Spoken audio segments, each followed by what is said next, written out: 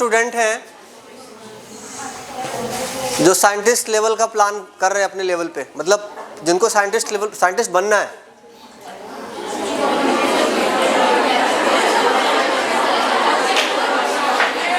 हाँ, अभी आप लोगों को आपस में बात नहीं करनी है और ना ही जोर से हंसना है। ये अच्छा मैनर नहीं माना जाता, क्योंकि ऑलरेडी यहाँ पे लोग बहुत सारे सुन रहे हैं। आपको सिर्फ सुनना है, हाँ या ना में जवाब देना है बस। मैंने सिर्फ इतना पूछा, आपको क्या लगता है साइंटिस्ट कोई मंगल से उतर के आता है? यहीं का तो है। वो करनाल की एक लड़की थी, याद है मुझे, उसका क्या नाम है, जो जेट पे गई थी ऊपर। वो कहाँ से थी और तुम कहाँ से हो? हाँ ठीक है, तो आज करनाल यहाँ से ज़्यादा दूर है क्या? कितना किलोमीटर है? मुझे पूरा यकीन है वो भी कभी ऐसे किसी कॉलेज में से बैठी नहीं होगी और पढ़ रही होगी, टीचर उसको समझा रहा होगा, फिर उसने प्लान किया, सोचा, समझा, और हिंदुस्तान नहीं पूरा वर्ल्ड उनको जानता है। Am I right?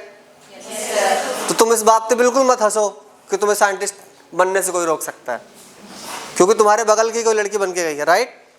ये तो मैंने एग्जाम्पल दिया। मध्य प्रदेश में एक जगह है जहाँ से मैं बिलोंग करता हूँ, रीवा। इंडिया की पहली एक लड़की जिसको फाइटर जेट उड़ाने का चांस मिला, अवनी मिश्रा, गूगल पे चेक कर लेना। सी बिलोंग फ्रॉम रीवा। बिल्कुल रीवा मध्य प्रदेश का पहाड़ी इलाका है, जैसे उत्तराखंड का हिमाचल वाला एरिया। तो सब कुछ यही हो रहा है। आप ये बिल्कुल मत सोचो कि मैं यार कन्या गुरुकुल में पढ़ती हूँ तो मेरा क्या ही होगा, ऐसी मानसिकता तो बिल्कुल मत रखो। ये जो आप देख रहे हो, ये सर ने आपसे करवाया हुआ है ऑलरेडी, राइट? ये क्या है? गूगल अर्थ यूज़ करते हो आप लोग, डेली यूज़ करते हो, राइट? लेकिन किसी ने इसको बनाया है, बनाया किसी ने। इसके बनाने के पीछे बहुत बड़ा प्रोसेस है और हम और आप इस्तेमाल करते हैं, राइट? कहीं आने में, कहीं जाने में, कहीं यूज़ करने में, नेविगेट कर, यही सब है। तो ये भी एक तरीके का वर्क है। इसमें देखो, ध्यान से देखो, अगर इसके अंदर छोटी छोटी ग्रिड लगी हुई है, ग्रिड दिख रहे हैं आपको, बॉक्स?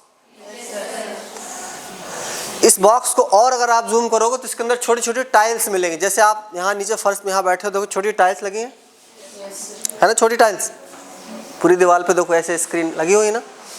तो सैटेलाइट जब ऊपर से लॉन्च करता है, जब जाता है, तो कम से कम 85 किलोमीटर ऐसे में और करीबन 150 किलोमीटर ऐसे में कवर करता है। मतलब समझ गए आप? वैसे ऐसे चलता है, जैसे घर में लोग सफाई करते हैं, ऐसे ऐसे सेम चलता है वो। और तो वो छोटी छोटी 150 किलोमीटर के पैच को मिलाते और ये पूरा बना दिया। अब जहाँ पानी है वहाँ पानी आएगा, जहाँ खेत है, जहाँ ज़मीन है, जहाँ जंगल है, वो आएगा, राइट? ये करना है। लेकिन इसके करने के पीछे का प्रोसेस जो है वो थोड़ा सा टेक्निकल है। उसी को मैं साइंटिस्ट शब्द बोल रहा हूँ। वही एक शब्द है कि कैसे सैटेलाइट से डाटा आएगा, कैसे आप उसमें वर्क करेंगे, फिर कैसे आप बताओगे कि पूरे हरियाणा में पानी कहाँ कहाँ भरा है, या पूरे करनाल में एग्रीकल्चर लैंड कहाँ पर है, या पूरे करनाल में अर्बन एरिया कितना है। ये सारा काम गवर्नमेंट ऑफ इंडिया, चाहे वो सरकारी डिपार्टमेंट हो, चाहे वो प्राइवेट डिपार्टमेंट हो, उनसे वो मांगती है, रिजल्ट मांगती है, और लोग उस पर काम करते हैं। मैं इसलिए बैठा हूँ कि शायद आप में से कोई 10, 20, 50 लोग ऐसे निकल के आए जो ये काम करना स्टार्ट करें। पहले आप लोगों ने इसका यूज़ कभी किया है, इस टाइप के काम का?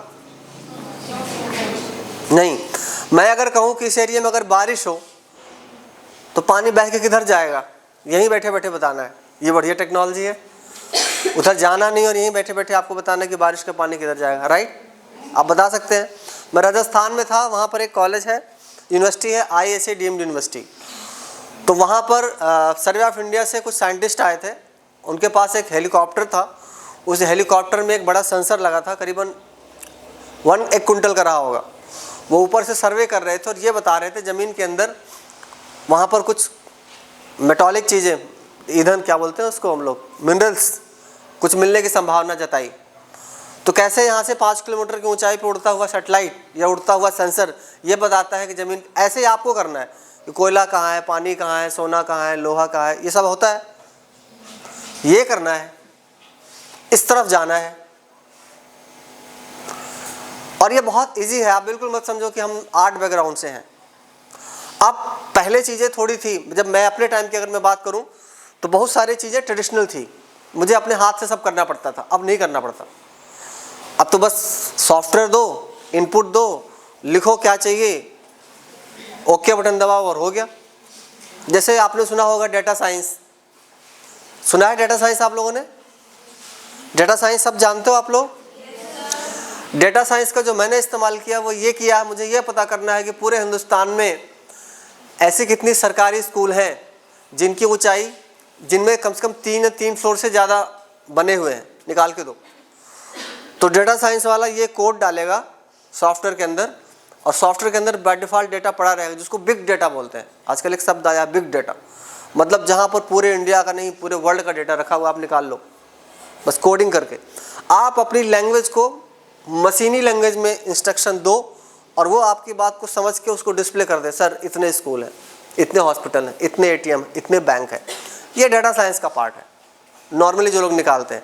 ऐसे कुछ भी हो सकता है कि पूरे हरियाणा में ऐसे कौन कौन से घर हैं जो बीपीएल में रजिस्टर्ड है। बीपीएल समझते हैं आप लोग? फिर ये बताया जाए क्या उनमें से कुछ ऐसे लोग भी हैं जिनकी इनकम 12 लाख रुपए से ज़्यादा है एक साल में, वो भी निकाल देगा। फिर वो मिलाएगा कि 12 लाख रुपए एक साल में कमा रहा है और नाम भी बीपीएल में है, देखो कौन बंदा है, सरकारी फ़ायदा उठा रहा है जबकि वो एलिजिबिलिटी क्राइटेरिया में नहीं है। ऐसा करके सरकार पैसा बचा रही है। उन लोग एक्चुअल में वो चाहती है बीपीएल का फ़ायदा उनको मिले जो सच में बीपीएल कैटेगरी में है। ऐसे बहुत सारे लोग मिल जाते हैं नॉर्मली।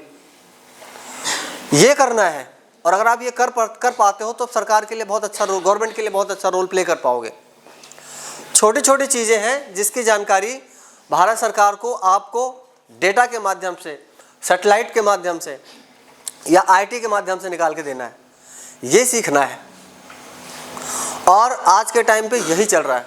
आज का जो मौसम चल रहा है, जो एनवायरनमेंट चल रहा है, इंडस्ट्री जो मांग रही है, ये डिमांडिंग में है। Python, data science, web GIS, developer, बाद में बताऊंगा आपको। जीआईएस शब्द सुना है आपने कभी? सुना है ना? जीआईएस का मतलब क्या होता है? ज्योग्राफिकल इंफॉर्मेशन सिस्टम, यही है ना।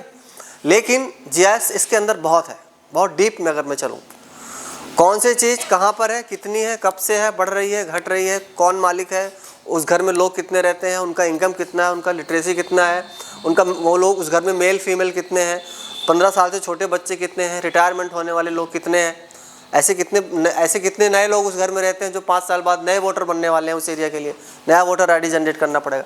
तो ये सारा आंकड़ा जीआईएस के अंदर आता है, और भारत सरकार को इस टाइप के आंकड़ों की सख्त ज़रूरत है प्लानिंग और डिसीजन मेकिंग।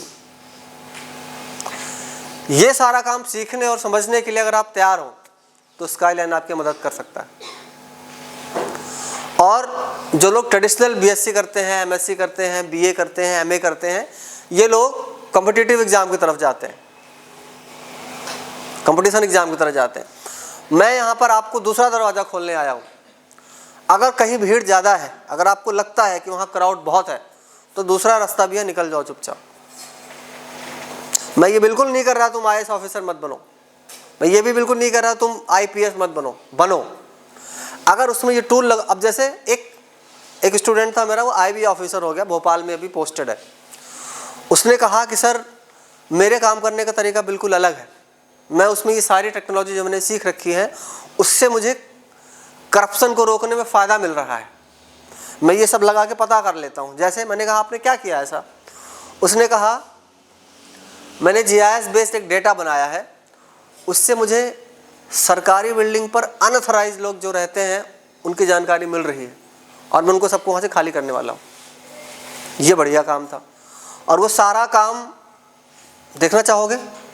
दिखाऊँ आपको क्या है वो उन्होंने जीआईएस के थ्रू किया। सी दिस,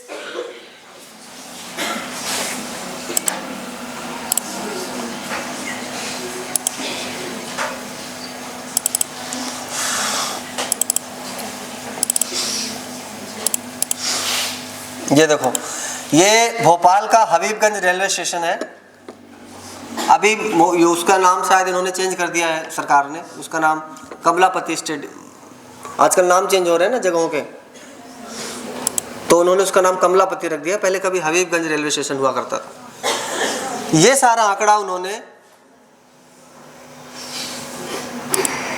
एक मिनट बेटा, मैं स्क्रीन शेयर दोबारा से करूंगा तब आप देख पाओगे।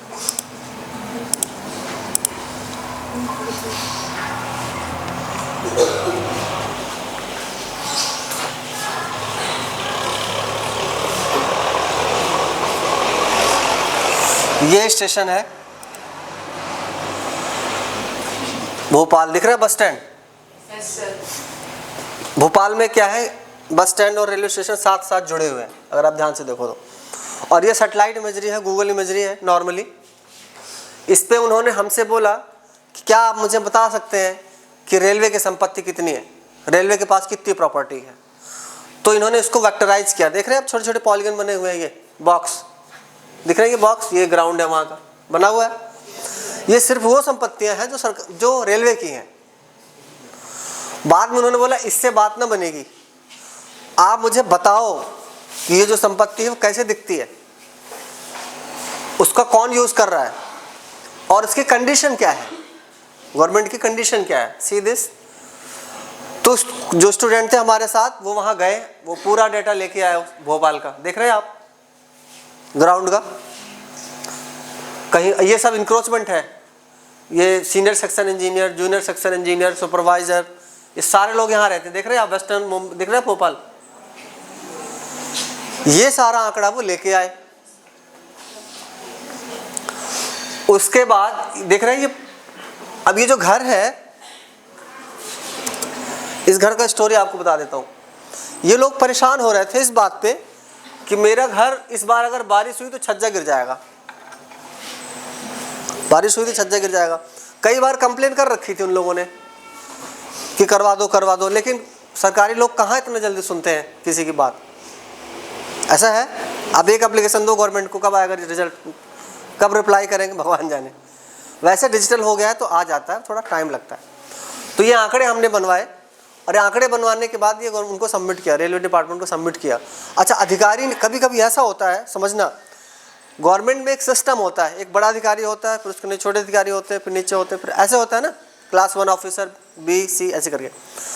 तो जो सबसे ग्राउंड का जो पेन है, मतलब जो लोग रहते हैं उनका जो दर्द है वो सीनियर अधिकारी तक डायरेक्ट नहीं पहुंचता, बिचौलियों को थ्रू जाता है।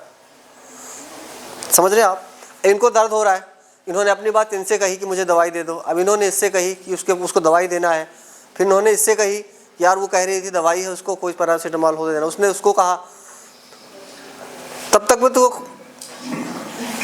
समझ रहे हैं आप, ये सरकार में है। तो ये सिस्टम गवर्नमेंट को क्या करता है, डायरेक्ट मिलाता है सीधा, सर देख लो ये सिचुएशन है उस जगह की, और सच में अगर नहीं हुआ तो घर गिर जाएगा, मुझे मत बोलना कि मैंने बताया नहीं था। तो इनको क्या कर रहा है, मदद कर रहा है। किस चीज के लिए, इससे क्या फायदा हो सकता है, आपको क्या समझ आता है, इससे क्या फायदा होगा उनको? फास्ट प्रोसेस, फास्ट हो जाएगा। सरकार ऐसे ही लोग मांग रही है जो सिस्टम को फास्ट करें। अभी तक बहुत भारत सरकार के प्रोजेक्ट दूर लेट हो जाते थे, गवर्नमेंट ने कोई स्कीम निकाली, उसको ज़मीन तक पहुंचने में सरकार चली जाती थी, तब भी इम्प्लीमेंट नहीं होता था। आज ही भारत सरकार की बहुत सारी स्कीम्स हैं, जैसे श्रेष्ठा स्कीम, गवर्नमेंट की स्कीम है श्रेष्ठा। श्रेष्ठा स्कीम के अंतर्गत तमाम स्कूलों में, कॉलेजों में एक्सीलेंट विद्यार्थियों को कुछ पैसा दिया जाता है और उसका एवेल्यूएशन स्कूल देती है। मुझे नहीं लगता यहाँ आया होगा, मुझे बिल्कुल से नहीं यकीन है कि यहाँ से श्रेष्ठा स्कीम के अंदर किसी को रजिस्ट्रेशन हुआ होगा और 2-4 लाख रुपए मिले होंगे किसी बच्चे को, नहीं ना, क्योंकि वो आंकड़े यहाँ तक नहीं पहुँचे और वो कहीं पोर्टल पे है भी नहीं, इतना जल्दी दिखता भी नहीं। हाँ, जो प्रॉपर 3 साल से ट्राई कर रहा है वही। तो ये आंकड़े यदि अधिकारियों को जब स्क्रीन पे दिखते हैं तो उनको फ़ायदा ये मिलता है कि वो फास्ट डिसीजन ले पाते हैं किसी जगह को लेकर के। अब इसमें हुआ क्या, इस आंकड़े को इन्होंने एक सॉफ्टवेयर के अंदर डाला। ये एक सॉफ्टवेयर है जो आपको सिखाया जाएगा, जीआईएस का सॉफ्टवेयर है, मैपिंग का सॉफ्टवेयर है। सारे के सारे आंकड़े जो इकट्ठे किए थे वो इसके अंदर डाल दिए। वही सेम एरिया यहाँ दिख रहा है, वो लंबी लाइन प्लेटफॉर्म है, अगल बगल उधर रेलवे स्टाफ की कॉलोनीज़ हैं इधर। और ये जो दिख रहा है आपको, शायद वहाँ से आपको नहीं दिख रहा है, मैं बता देता हूँ क्या है। इसमें डिटेल लिखा हुआ है कि आर्य स्कूल है, ये गुरुकुल का कैंटीन है, ये वो वाला, ऐसे सारा डिटेल है। यहाँ पर सफाई होती है, रेलवे के जो कपड़े की सफाई होने वाली वो बिल्डिंग उधर है, रेलवे का स्टाफ का पार्किंग का उधर है, ऐसा होता है ना, आवारा पशुओं के रहने का उधर बना रखा है। तो सारा ये सब आंकड़े हैं। अब बाद में उन्होंने पूछा कि रेलवे में दोनों तरफ लाइटें कहाँ कहाँ लगी हुई हैं, दिखा देगा। सिंगल लाइट कहाँ लगी है बता देगा, सिग्नल कहाँ है बता देगा। रेलवे में जो ज्वाइंटर होता है, देखते हैं जो पटरियाँ जब दो ट्रेन को ट्रैक चेंज करना होता है तो बीच में पटरी मिलती है, वो कहाँ कहाँ पर है, ये सारी जानकारी मैप के थ्रू बनाया गया और दिखाया गया उस आईबी ऑफिसर्स को। तो उसको रिजल्ट लेने, अब उसको काउंट देखो, इतना बढ़िया चीज़ है। जब आप पॉलीगन में क्लिक करते हो ना तो उसकी जानकारी आती है कि क्या है, कब से है, कितना है और दिखता कैसे है। तुम उसको देख भी सकते हो उस जगह को, जिस एरिया का मैप बनाया गया। अभी देखो दिखेगा शायद, इसमें देख रहे हैं आप,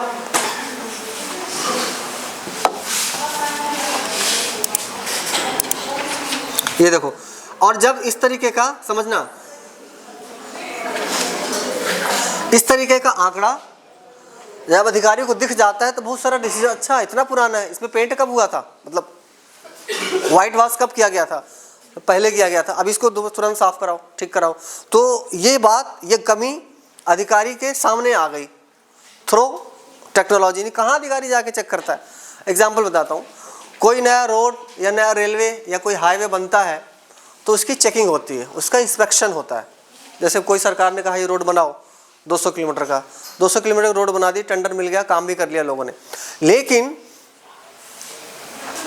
रोड कितनी मजबूत है, रोड में जो मटेरियल यूज हुआ है वो कितना अच्छा यूज हुआ है, इसकी चेकिंग कैसे होती है?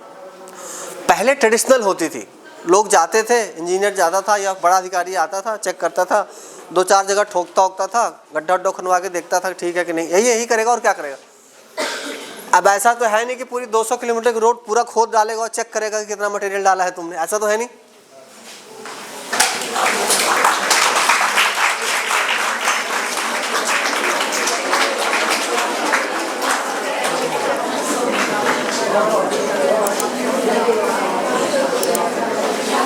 स्वागत है। ऑन बिहाफ ऑफ आर्य कन्या महाविद्यालय गुरुकुल मोर माजरा में आप सभी को दिल से धन्यवाद देती हूँ। आपने अपना कीमती समय निकालकर इस महत्वपूर्ण सेमिनार में शिरकत की। सबसे पहले मैं आर्य कन्या महाविद्यालय गुरुकुल मोर माजरा के प्रधानाचार्य महोदय जी से अनुरोध करती हूँ कि वे मंच पर आए और हमारे परम आदरणीय प्रधान जी एवं समस्त समिति के गणमान्य सदस्यगण के पुष्प गुच्छ देकर सम्मानित करें। आज का सेमिनार जियो इन्फॉर्मेटिक्स के क्षेत्र को बेहतर तरीके से समझाने और इसके कैरियर विकल्पों के बारे में जानने का एक सुनहरा अवसर है। इस सेशन में जियो इन्फॉर्मेटिक्स का आधुनिक दुनिया से परिचय करवाएंगे, जहां भूगोल और टेक्नोलॉजी जुड़ते हैं और जहां अनगिनत संभावनाएं हैं। हमें यह बताते हुए बेहद खुशी हो रही है कि आज हमारे बीच Skyline Institute of Geoinformatics के एक हाईली एक्सपीरियंस्ड टीम मौजूद है। चलिए जोरदार करतल ध्वनियों के साथ स्वागत करते हैं टीम स्काईलाइन को।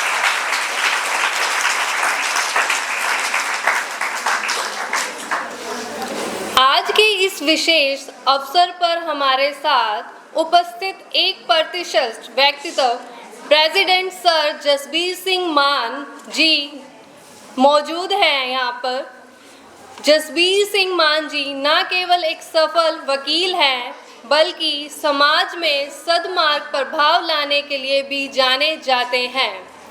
आपने हमेशा शिक्षा और गुरुकुल में छात्राओं के भविष्य को लेकर अपनी प्रतिबद्धता दिखाई है। It is a truly honor to have you with us today, sir. आपकी उपस्थिति हमारे कार्यक्रम को और खास बनाती है। Let's welcome President Sir Advocate Jasbir Singh Manji with a big round of applause.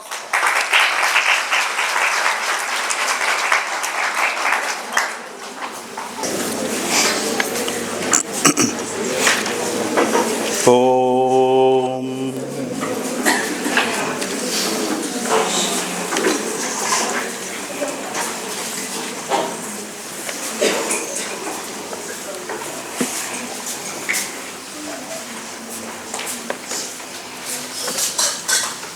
आज के इस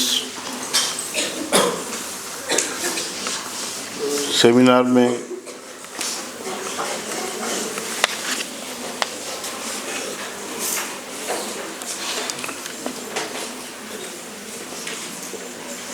जियो स्पेशियल टेक्नोलॉजी और जियो इन्फॉर्मेटिक्स सेमिनार में आए हुए हमारे प्रबंधन समिति के सदस्यगण, चारों शिक्षण संस्थाओं के प्रिंसिपल साहिबान,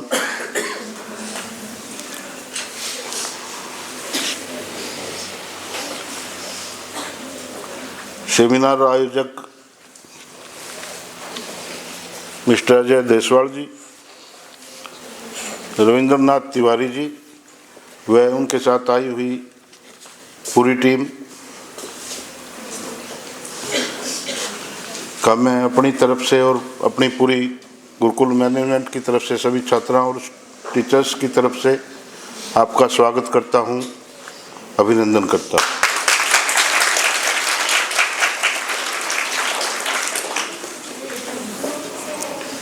हमारे बीच में अभिभावकगण आए हुए हैं बहुत दूर दूर से, आपका भी मैं गुरुकुल में पहुंचने पर बहुत स्वागत करता हूं। आपकी सिंसियरिटी बता रही है कि बच्चों के प्रति कॉम्पिटिटिव एग्ज़ाम हो, चाहे कोई सेमिनार हो, चाहे शिक्षा का कोई क्षेत्र हो, आपकी बहुत रुचि है, इसलिए आप इतनी दूर से आए हैं। आपका बहुत बहुत धन्यवाद।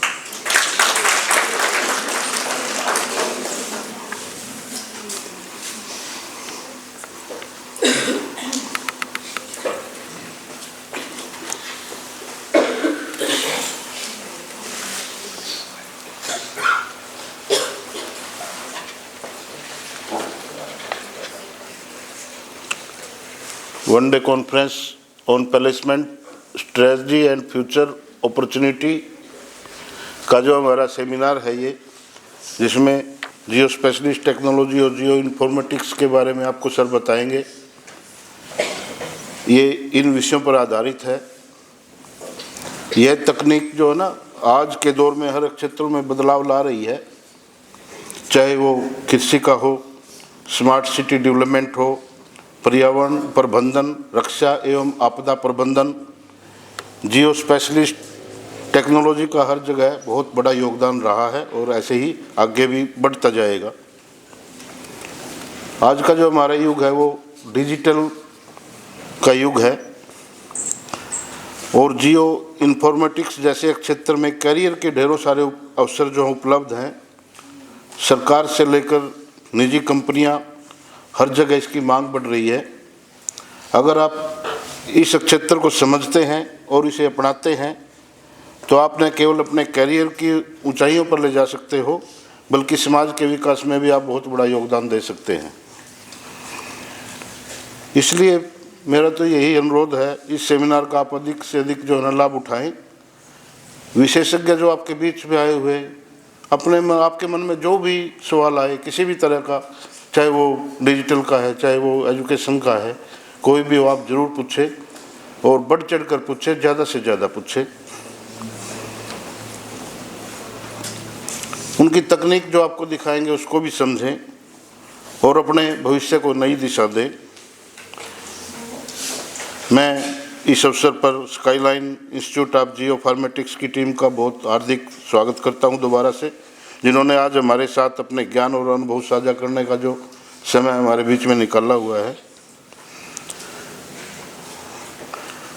जो तकनीक आप देखें उसको अपनाने में भी आपको बिल्कुल ही हिचकना नहीं चाहिए और खुद भविष्य की इसमें जो तकनीक है उसमें चुनौतियां जो हैं उसके बारे में आप पूछें और सोल्व करें और आगे बढ़ें।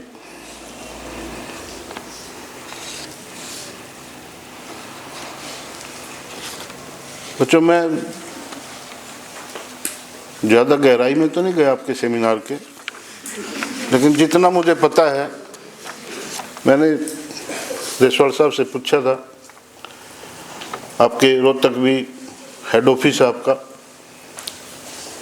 देश में कई जगह आपकी, मध्य प्रदेश है और साउथ में भी आपकी ब्रांचेज हैं, कई जगह आपकी अच्छी ब्रांचेज चल रही हैं आपकी संस्था की।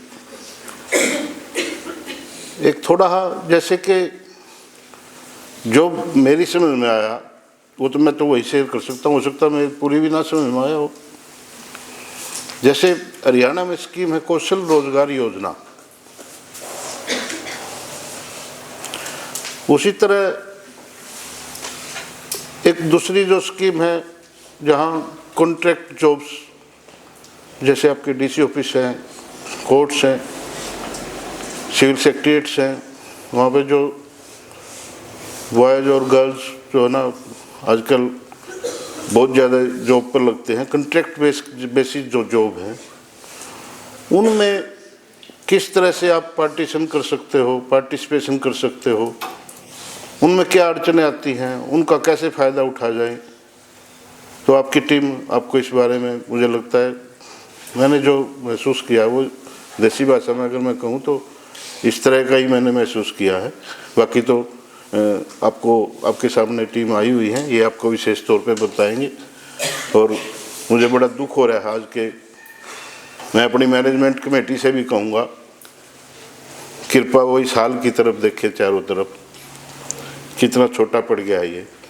अब बच्चे 200 बच्चे मेरे स्कूल के बाहर बैठे हुए हैं, जिनको ये कहा गया था जी 11 बजे आपकी एंट्री होगी, लेकिन यहाँ के हालात देखकर मुझे भी बड़ा दुख भी हो रहा है और शर्म भी आ रही है। चलो, मैनेजमेंट से कहूँगा वो इस पर अनुरोध करें और यहाँ एक ऐसा मल्टीपर्पज़ हॉल बनाएं जिससे हमारे स्कूल के भी बच्चे जो है ना, उसमें खासकर ज़्यादा नहीं तो 1 और 2 के हमारे मेडिकल नॉन मेडिकल के बच्चे तो पार्टिसिपेशन करें कम से कम। हाँ, ऐसा भी नहीं हमने ट्राई ना करी हो, ट्राई की थी, नहीं कामयाब हुए, सरकार से मांगा था हमने, 8 करोड़ का प्रोजेक्ट था हमारा मल्टीपर्पज़ हॉल।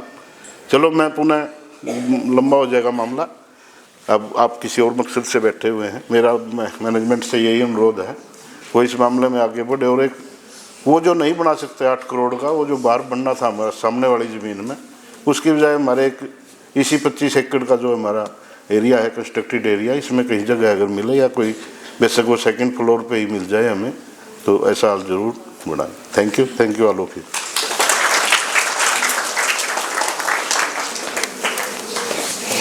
विमान जी, मैनेजमेंट के ऑनरेबल मेंबर्स, स्काईलाइन टीम के मेरे सभी मेंबर्स, प्रिय विद्यार्थियों और जो पेरेंट्स आए हुए हैं, आप सभी का गुरुकुल महाविद्यालय में पहुंचने पर आपका हार्दिक स्वागत और अभिनंदन है।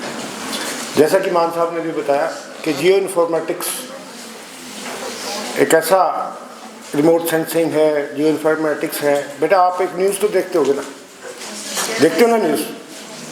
यूक्रेन रशिया का वार है, अभी उसमें सिर्फ और सिर्फ सफलता ड्रोन्स को मिली हुई है। ड्रोन अटैक बोलते हैं उसको। हजारों किलोमीटर दूर ना कोई ड्राइवर है, कुछ नहीं है, इन्हीं टेक्निक्स की सहायता से उसको हजारों किलोमीटर दूर भी बम्बार्डमेंट करने में दोनों देश कामयाब हैं। तो ड्रोन टेक्नोलॉजी जो ये स्प्रे करते हैं हमारे बुजुर्ग कमर पे वो लेके, देखा होगा आपने, उसका भी रिप्लेसमेंट आ गया कि ड्रोन ही स्प्रे करेगा खेत में। ड्रोनिंग, जैसे कई जगह आम भाषा में आपको बताऊं, जैसे खेतों में पुली नहीं होती, उसके लिए लेबर लगाते हैं, हम उठा के एक जगह डंप करना है, ड्रोन ही उठाएगा, ड्रोन ही एक जगह ले जाएगा। बहुत सारी चीज़ें हैं जो एक्सपर्ट लोग हैं, ये लोग आपको बताएंगे। मैं सबसे पहले धन्यवाद भी करना चाहूँगा मैनेजमेंट का, मान साहब का, कि उन्होंने हमारी बच्चियों को ऐसी लेटेस्ट टेक्नोलॉजी से रूबरू होने के लिए परमिशन दी। और मैं स्काईलाइन जो हमारे मेंबर्स आए हुए हैं उनका भी स्वागत करता हूँ। आशा करता हूँ कि आप जो कुछ भी डिलीवरी यहाँ बच्चों को देंगे और हमारे बच्चे उसको अच्छे से ग्रास्प भी कर पाएंगे। ज़्यादा समय नहीं लूँगा क्योंकि थोड़ा गुरुकुल का शेड्यूल सा ऐसा है, इन बच्चियों का खाने का टाइम भी फिक्स है, सब कुछ। तो मैं आगे की स्टेज के लिए स्काईलाइन टीम को आमंत्रित करता हूँ कि वो अपना कार्यक्रम शुरू करें। धन्यवाद।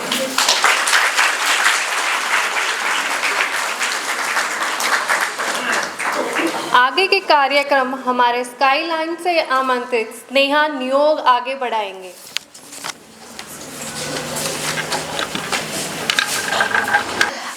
यहाँ उपस्थित सम्मान्य advocate Jasvir Singh Mann sir, doctor our principal doctor Sandeep sir, सम्मान्य उपस्थित अतिथिगण, मेरे प्यारे बच्चे students, my Skyline team and और अभिभावकों, आप सभी को मेरा नमस्कार।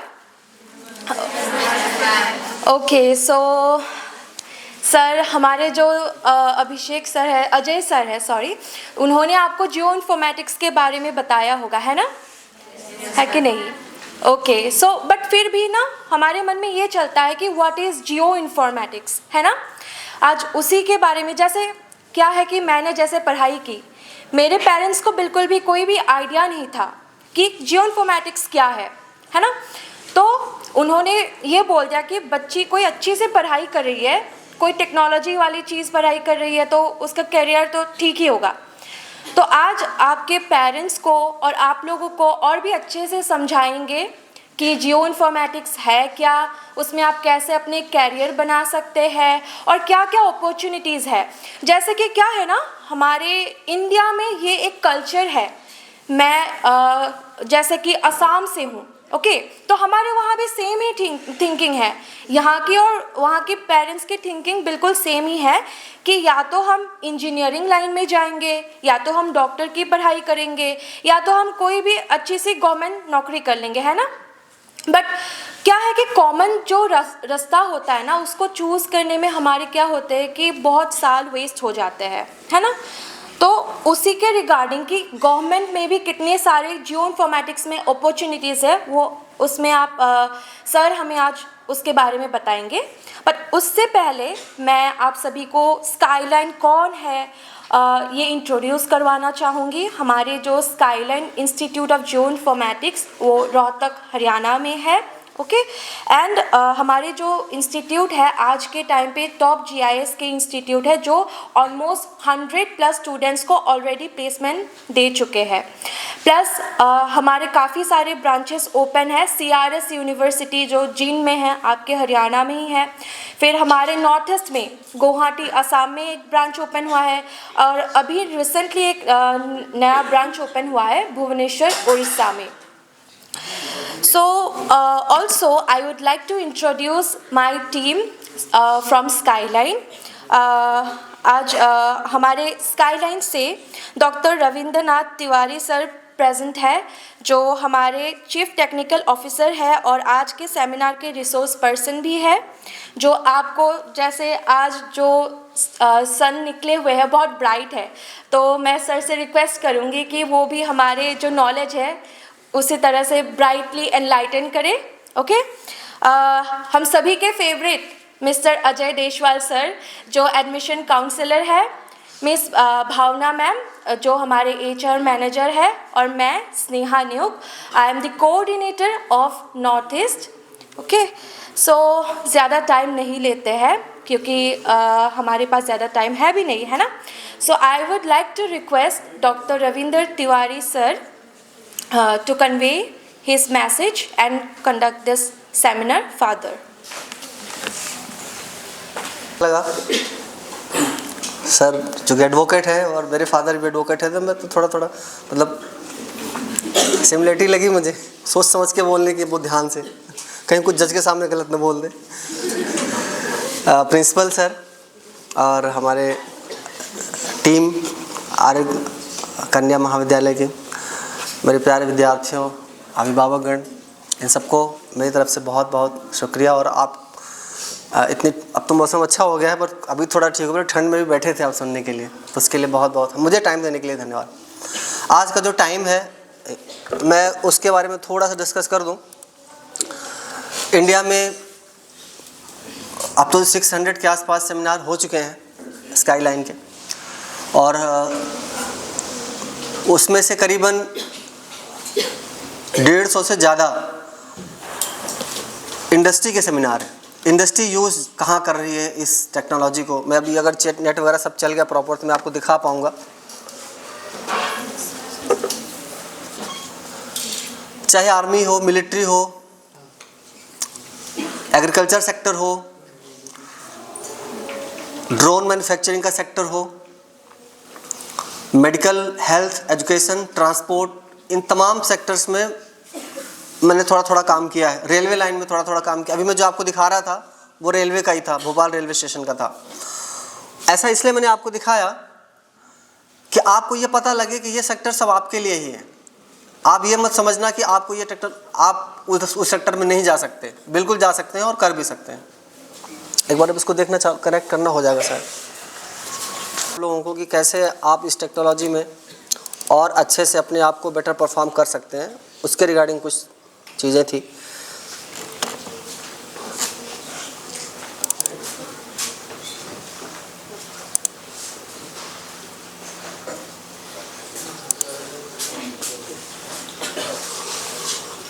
है CDTI, central detective police training, जहां पूरे लगभग इंडिया के हर एक स्टेट से पुलिस डिपार्टमेंट आता है और उसमें करीबन 25 से 30% लेडीज स्टाफ होती हैं और उसमें आप यकीन नहीं करें कुछ कमांडोज भी होती हैं। बॉर्डर वाला जो एरिया है, नेपाल बॉर्डर का कुछ एरिया है, पाकिस्तान बॉर्डर का कुछ एरिया है, इधर चाइना का कुछ एरिया है, वहाँ पर ये लेडीज़ कमांडोज काम करती हैं। तो उन्होंने मुझे बताया कि सर हमें दिक्कत होती है ठंडी गर्मी बरसात का असर हमें थोड़ा ज़्यादा पड़ता है। वैसे सारा गोल्ड मेडल लड़कियाँ ही ला रही हैं हिंदुस्तान में, लड़के तो बस लड़के हैं, बस ये समझ लो आप, ठीक है। तो उन्होंने बोला कि हमारे लिए क्या है, तो उनके जो डायरेक्टर थे doctor Bhupendra Kumar ji, director of CDTI government of India, रक्षा मंत्रालय के अंदर आते हैं कभी कभी। वहाँ पर कौन है हमारे रक्षा विभाग के हेड? रक्षा मंत्रालय कौन देखता है, किसके अंडर में? देश का रक्षा विभाग कौन संभाल रहा है? हाँ, वो कभी कभी आते हैं वहाँ देखने कि वहाँ कैसे ट्रेनिंग उनिंग चल रही है नया, ठीक है। ऐसे एक दो और डिपार्टमेंट है, ABDRP करके, ABDP करके एक प्रोजेक्ट है जो पुलिस की ट्रेनिंग में, स्पेशली पुलिस को ट्रेन करने का क्या तरीका हो सकता है, नया टूल क्या हो सकता है। जो अभी सर बता रहे थे कि यूक्रेन अगर आजकल युद्ध जो हो रहे हैं वो आमने सामने नहीं हो रहे, अभी प्रिंसिपल सर बता रहे थे, और वो छोटा सा देश ड्रोन के दम पे नाको चने चबाया है अच्छे कंट्री को, ऐसा हो रहा है ना। तो मल्टीपल एप्लीकेशंस हैं यहाँ पर। वो कहते हैं कि इसके फ़ायदे भी हैं और नुकसान भी हैं। तो हमने उनको दोनों बताए कि ड्रोन अगर आपके पास आपकी कंट्री में आता है तो आप उसको डिस्टर्ब कैसे कर सकते हो, आप उसको पकड़ कैसे सकते हो, आपका नुकसान ना हो। और ड्रोन एक तरफ जहाँ उसमें डिजास्टर में काम आता है, डिजास्टर मैनेजमेंट शायद आप लोग पढ़े होंगे, NDRF की टीम काम आती है वहाँ पे, वो लोग ड्रोन टेक्नोलॉजी का इस्तेमाल कर रहे हैं। डिजास्टर टीम में हम लोगों ने छोटा सा एग्जांपल दिखा देता हूँ। अभी दिल्ली में चूँकि मैं रहता हूँ तो वहाँ पर ये वाला प्रोजेक्ट हमें मिला था, तो बच्चों को लेकर के हमने वहाँ पे काम गए भी फील्ड में। जो डेटा मिला उसका मैं आपको दिखाना चाह रहा हूँ कि आप थोड़ा लाइव देख पाओ कि वहाँ पे हुआ क्या था। वहाँ पर ना एक Yamuna bank railway metro station है, यमुना नगर यमुना बैंक करके है, शायद आप सुना है आपने? नहीं सुना? देख लो, अगर आपने सुना नहीं तो अब देख लो। ये जगह है जहाँ पर फ्लड आता है और लगभग हर साल आता है। बाद में इस एरिया के बारे में आपको बताऊंगा अभी मैं।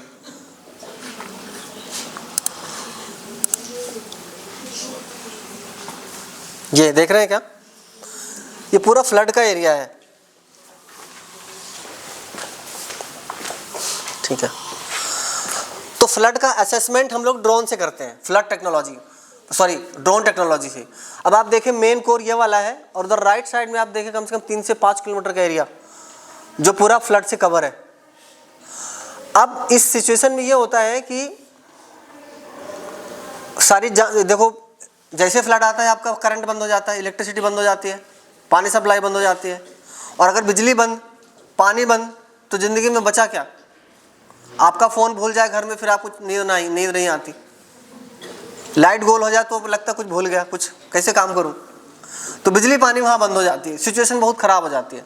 और उससे बाद फ्लड के बाद की सिचुएशन ये होती है, मतलब मैं तो वहाँ गया था, 20-20 रुपए की बिस्तरी की बोतल वहाँ 3 दिन से मैं बिक रही थी उस एरिया में, क्योंकि सिचुएशन ऐसी पैदा हो गई थी। हर आदमी को पानी चाहिए होता था, पानी सप्लाई बंद हो जाता है, गंदा पानी है, उसको पियोगे तो हैजा प्लेग बीमारी होंगी।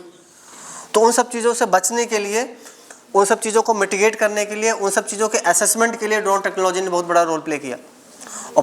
और तब उसको सरकार को समझ में आया ये टेक्नोलॉजी कितनी इंपॉर्टेंट है। अब यही एरिया जो आप देख रहे हो फ्लड वाला, इसको आप रियल में देखो। यमुना बैंक है वो शायद एरिया, रेलवे का यार्ड भी है वो। यमुना बैंक मेट्रो स्टेशन के पास में ही है वो। अगर नेट चल रहा है तो मैं आपको दिखा पाऊंगा, देखना आप। अब मैं अर्बन प्लानिंग की बात कर रहा हूँ आपसे, कैसे जियो इन्फॉर्मेटिक्स टेक्नोलॉजी आपको सच्चाई से रूबरू कराएगी। ठीक है, अर्बन प्लानिंग कितनी खराब तरीके से, कितनी पुअर तरीके से हुई है, ये आपको अभी पता लग जाएगा। ये आपका रेलवे का मेट्रो यार्ड है, पूरा रेलवे का रेलवे स्टेशन, मेट्रो स्टेशन है। ये पूरी यमुना रिवर आती है। वो जो फ्लड वाला एरिया आया था वो यही था। देख रहे हैं आप यमुना रिवर, ये देख रही है। अब यहाँ से ये एरिया अगर आप ध्यान से देखो, अगर भगवान न करे कभी इधर बाढ़, भूकंप, तूफान और आग लगे, ये जो घर जो बनी है, इस घर की सिचुएशन, इस एरिया को अगर आप देखो, इसकी डेंसिटी देखना आप, कितना ढंग से बसाया गया है। देख रहे हैं आप। अगर कभी कुछ गड़बड़ हो, ये कहाँ निकल के जाएंगे। मैं जिस एरिया में रहता हूँ, इस पर थोड़ा स्लो हो रहा है डिस्प्ले, देख रहे हैं आप। कभी किसी घर में अगर आग लग जाए तो किधर से जाएंगे, कौन सा रास्ता है, आपको ये समझाना बड़ा मुश्किल पड़ जाएगा। अब देखो थोड़ा सा आइडिया लगेगा। इन सब चीज़ों के असेसमेंट के लिए ये टेक्नोलॉजी बहुत इंपॉर्टेंट रोल प्ले करती है अर्बन प्लानिंग में। देख रहे हैं आप डेंसिटी देख रहे हो घरों की, ये आप कैसे देख पा रहे हो। और ये मैं आपको यमुनानगर का कैसे दिखा पा रहा हूँ, सैटेलाइट इमेज से। ये सैटेलाइट डेटा है ना, तो सैटेलाइट डेटा कैसे एक्सेस होता है, सैटेलाइट डेटा में कैसे हम पुराना डेटा अपडेट करके नया डेटा डालते हैं, वो सारा का सारा वैसे ये काम इसरो करता है, इंडियन स्पेस रिसर्च ऑर्गेनाइजेशन। सुना होगा शायद आप लोगों ने, वहाँ पर इस टेक्नोलॉजी का इस्तेमाल है। तो सरकार ये कहती है ऐसे हिंदुस्तान में कितनी सिटी हैं, कितनी नदी के किनारे कौन कौन से शहर हैं जिन पर ये संभावनाएं हो सकती हैं, और इसको मिटिगेट करने के लिए आपके पास क्या उपाय है, आप हमें क्या सजेस्ट करेंगे। तो इसके लिए बहुत सारा एग्जाम्पल है, मैं आपको धीरे धीरे करके दिखाऊंगा। ऐसे एक एरिया और भी है, ये देखो, देख रहे हैं आप, डेंसिटी देखना आप, बस अर्बन प्लानिंग देखना कितना काम कर रहा है वहाँ पे। अच्छा, यमुनानगर किस में आता है, दिल्ली का पार्ट है, यूपी का पार्ट है? यमुना दिल्ली का है पक्का? यमुनानगर तो हरियाणा का है जी। हाँ, यमुनानगर बोलते हैं हरियाणा तो। Yamuna bank rail metro station की बात कर रहा हूँ। वो तो दिल्ली में है, नहीं आपने यमुनानगर बोलते हैं। ठीक है, तो ये इसलिए मैंने आपको दिखाया कि आपको थोड़ा सा ये पता लगे कि इसमें कैसे हम लोग इस टेक्नोलॉजी का इस्तेमाल करते हैं। तो आर्मी, मिलिट्री, पुलिस में हम लोगों ने बेसिकली सामान डिलीवरी के लिए, और एक और अच्छी चीज़ थी जो इसमें मुझे समझ आई, पेट्रोलिंग के लिए। पेट्रोलिंग समझते हैं आप लोग, एक एरिया मिलता है कि आपको 15 किलोमीटर का एरिया सर्विस देना है। 15 किलोमीटर के एरिया के अंदर कुछ गड़बड़, जैसे होता है ना कि डेंसिटी की 100 लोगों पर एक पुलिस या 500 लोगों पर एक पुलिस। अभी देखना खतरनाक तरीके से सारा का सारा यूपी का जितना भी पुलिस है सब प्रयागराज में रहेगा 2-1 महीना, क्योंकि प्रयाग में भीड़ होने वाली है खूब। वहाँ चोरियाँ होंगी, डकैतियाँ होंगी, मार पिटाई होगी, करप्शन, बहुत कुछ होगा उधर अभी। तो यूपी सरकार का सारा फोकस लगा हुआ है प्रयागराज पे। वार रूम बनाए जा रहे हैं। वार रूम के अंदर ये जैसे हॉल है, यहाँ पूरी स्क्रीन लगाई गई है, और हर स्क्रीन की निगरानी ड्रोन के थ्रू हो रही है। ड्रोन वहाँ उड़ रहा है, ड्रोन वहाँ का लाइव डेटा दे रहा है। कंट्रोल रूम में एक आदमी बैठा, जहाँ कहीं भीड़ में कुछ गड़बड़ होने की संभावना हुई, तुरंत यहाँ से उनके पास वो होता है ना फ़ोन, कौन सा, अल्फा वाला, उससे बोलते हैं कि भाई 15 लोगों की टीम लेकर वहाँ पहुँचो, इतने लोगों की टीम लेकर वहाँ पहुँचे, इतने लोगों की टीम लेकर वहाँ पहुँचो। इस तरीके का काम वहाँ हो रहा है। इस टेक्नोलॉजी का यूज़ हम लोगों ने कहाँ किया था, मैं आपको दिखा देता हूँ। एक डीम्ड यूनिवर्सिटी चूरू राजस्थान में है, वहाँ पर हम लोग काम कर रहे थे। तो ये जो चेयरमैन है आईसी डीम्ड यूनिवर्सिटी के, हिमांशु दुगड़ साहब थे, उनसे हमने बात करी तो उन्होंने बोला सर हमें ना एक कुंभ का प्लान बनाना है। सी दिस, मैं आपको थोड़ा सा समझो, जैसे यहाँ लगा हुआ है ऐसे कुंभ का मेला इधर भी लगता है, हरिद्वार में भी लगता है, शायद आप लोग समझते होंगे। आप लोग कभी गए हो हरिद्वार के कुंभ मेले में? तो उसकी पूरी की पूरी प्लानिंग इस टेक्नोलॉजी के थ्रू हो रही है। आप देखो कैसे,